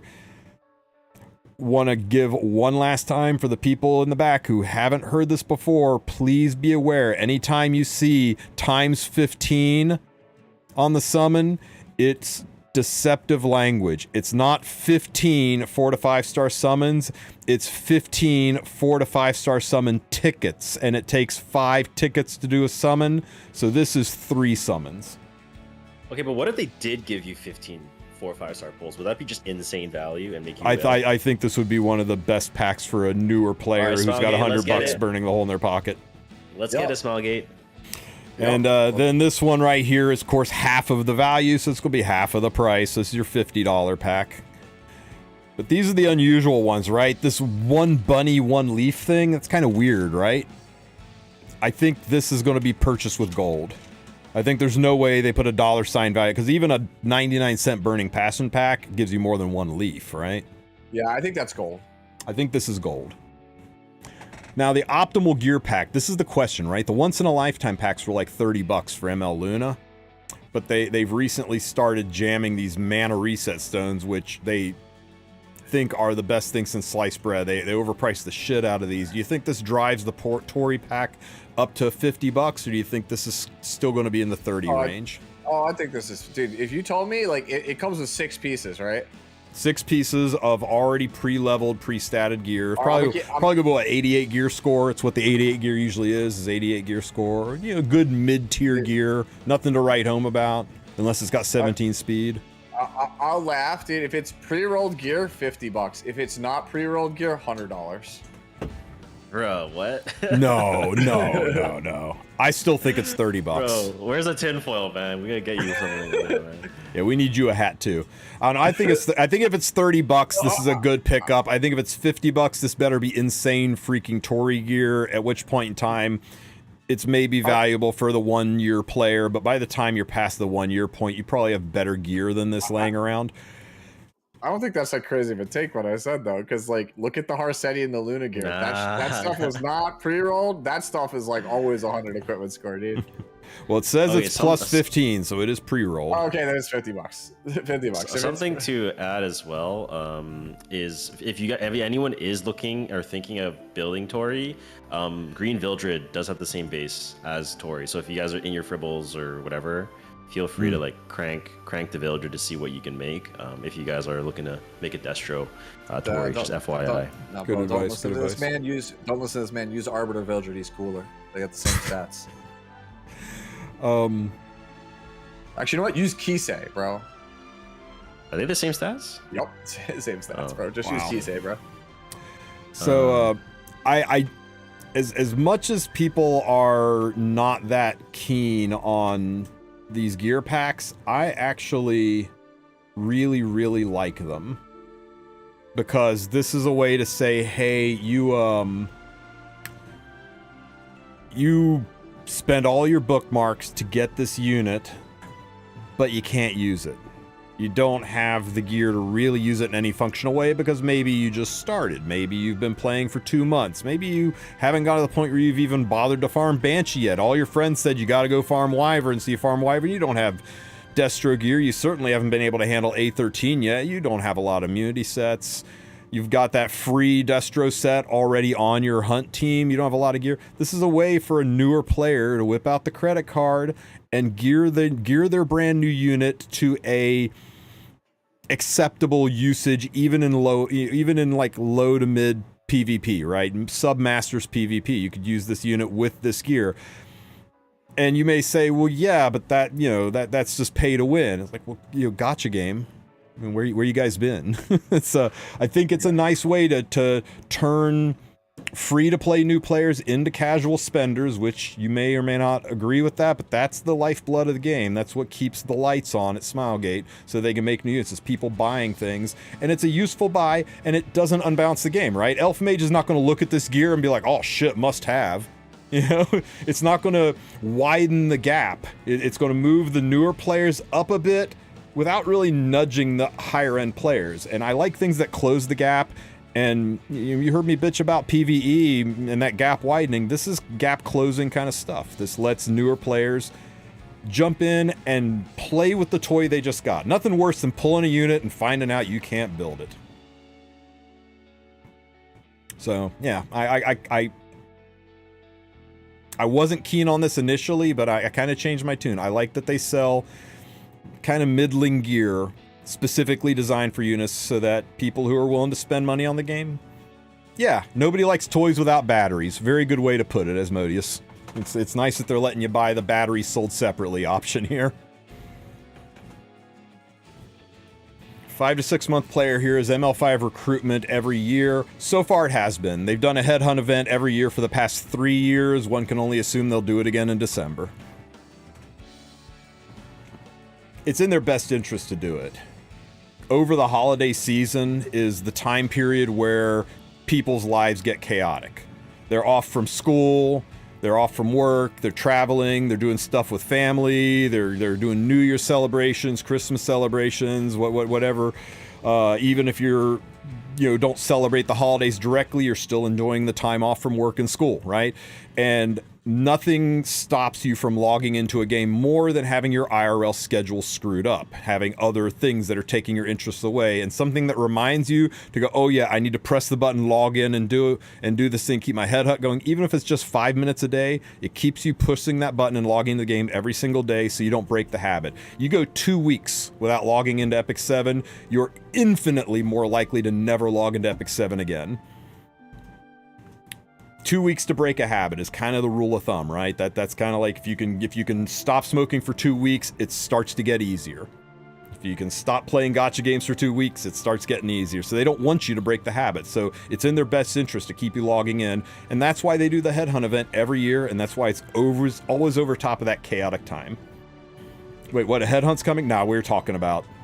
Somebody asked if they were going to do it at the end of the year, and we said they do it every year, and they always do it around Christmas. Anyway, that's my take on that. Mm-hmm. So, yeah. As far as should you buy those packs, I think if you're under a year, the gear pack is probably worth it to you. I think if you're over a year, you probably have better gear laying around, and maybe you don't, but that's up to you. Look at the gear and decide if it makes your account better. And as for the other packs, they're decent value. They're the typical $50 and $100 packs. Compared to other packs, those are amongst some of the better ones, but it's a lot of money for a tap-tap waifu game, and you got to decide if that's worth it to you. I'll never give people shit for spending on this game, as long as they're spending in their means. You want to go out to the bar and drink with your buddies and spend $100 buying pitchers of beer, you'll walk away with good memories and you had some fun doing it. That's no different than spending on this game. As long as you have good memories, you had fun doing it. Both of them, you wind up with no assets at the end of the day. Nothing to show for it, but you had some fun. As long as you got disposable income, what are you doing with it if you're not having fun? So, like, good ass do you take. on that. Yep. I'm ready to whale. Let's get it. All right. Hey, Sue, Please don't respond. peek over in the CM server for me real quick. I don't want to mess up the cameras, but I got pinged in there. Is there anything important? I'm looking to see where you got pinged. Oh damn, y'all are chatting. Yeah. Oh my god, dude. The last time you checked it, there was something from Big A, but we'll see what else. So. No, you don't have to check it right away, but you can check it after. Yeah, you can check it after. Just want to make sure there's nothing critical or something we should be talking about. No. All right, guys. Well, I think we've just about covered everything. I really appreciate both of you being on, Sue. You're always my wingman for this, and Vic, thank you for taking time out. You guys want to plug your channels or talk about any kind of tournaments or excitement you got going on? Sue, you go tell people about how you're going to cosplay as a snake and have Fene as your background art? Nope, that's not happening. I think it's happening, guys. Go ahead, Pat. Okay. Yeah, so you can find me for Abyss content, my terrible takes apparently on new characters, and other content like that, balance adjustments over at youtube.com/@im_TSU or on Twitch at twitch.tv/im_TSU. All right, well, Guild War updates coming. Y'all already know. Y'all know where to find me at Vic Chun, VIKCHUN on YouTube and everywhere. I am running a tournament next near the end of the month, so stay tuned for that with, can I say who? Actually, I don't know if I can say who. Okay, I'll just hold on that. Also, if you want to see Emperor level gameplay in RTA, yeah, come watch my channel. And yeah, thanks for having me, T-Dub and Pat. And, yeah. Yeah. Well, thank you for being here, brother, man. Get me that tournament info. I'll promote it as best I can on my channels and try to drive some people to it. Guild or RTA tourney, I assume, right? Any special theme or? Can't say. Yeah, we'll hit you up. Okay. We'll let you know. Yeah. Let me know. All right, guys. The rest of you, thank you all for being here. Don't forget to like and subscribe, and I'll see you guys after maintenance. We're gonna pull for Tori. Hopefully she doesn't dodge us. I'll catch you guys later. Oh, you know what? Let's raid somebody. We should raid somebody. Who's surely somebody's streaming right now. Let's see. Surely. Surely. Show me E7 dead. Show me E7 dead. Show me E7 dead. Ah, GG. Is there really nobody in the channel? Yeah, there is. There's nobody streaming it. Let's see. Who we got? There's gotta be somebody, right? Nope. Dedge category. Oh, you got Jenna. Let's see. You got Jenna's playing Woo-Wah. I don't see anybody else that I know. All right, well, I'm gonna kick and have dinner with my fiance. So have a good night, guys. You take care, Vic. Thank you for being here, buddy. Everybody go say hi. He's replaced with this TristenWulf picture. Yeah, everybody go say hi to Drac. He's Oh, Drac's on. Yeah. Drac's a super freaking cool guy. Let's all go say hi to Drac. You could also ask him your Abyss. You could ask him your Abyss questions also. He's also an Abyss god. Super hot redhead. You guys are going to enjoy Drac. Make sure you wish him a happy 45th birthday. He's a little shy about it, but make sure you let him know. Oh, he's playing Osu. That's that good stuff. You guys, all right, guys. I will catch you guys tomorrow. Thanks for being here, everybody. Peace. All right. See you, everyone.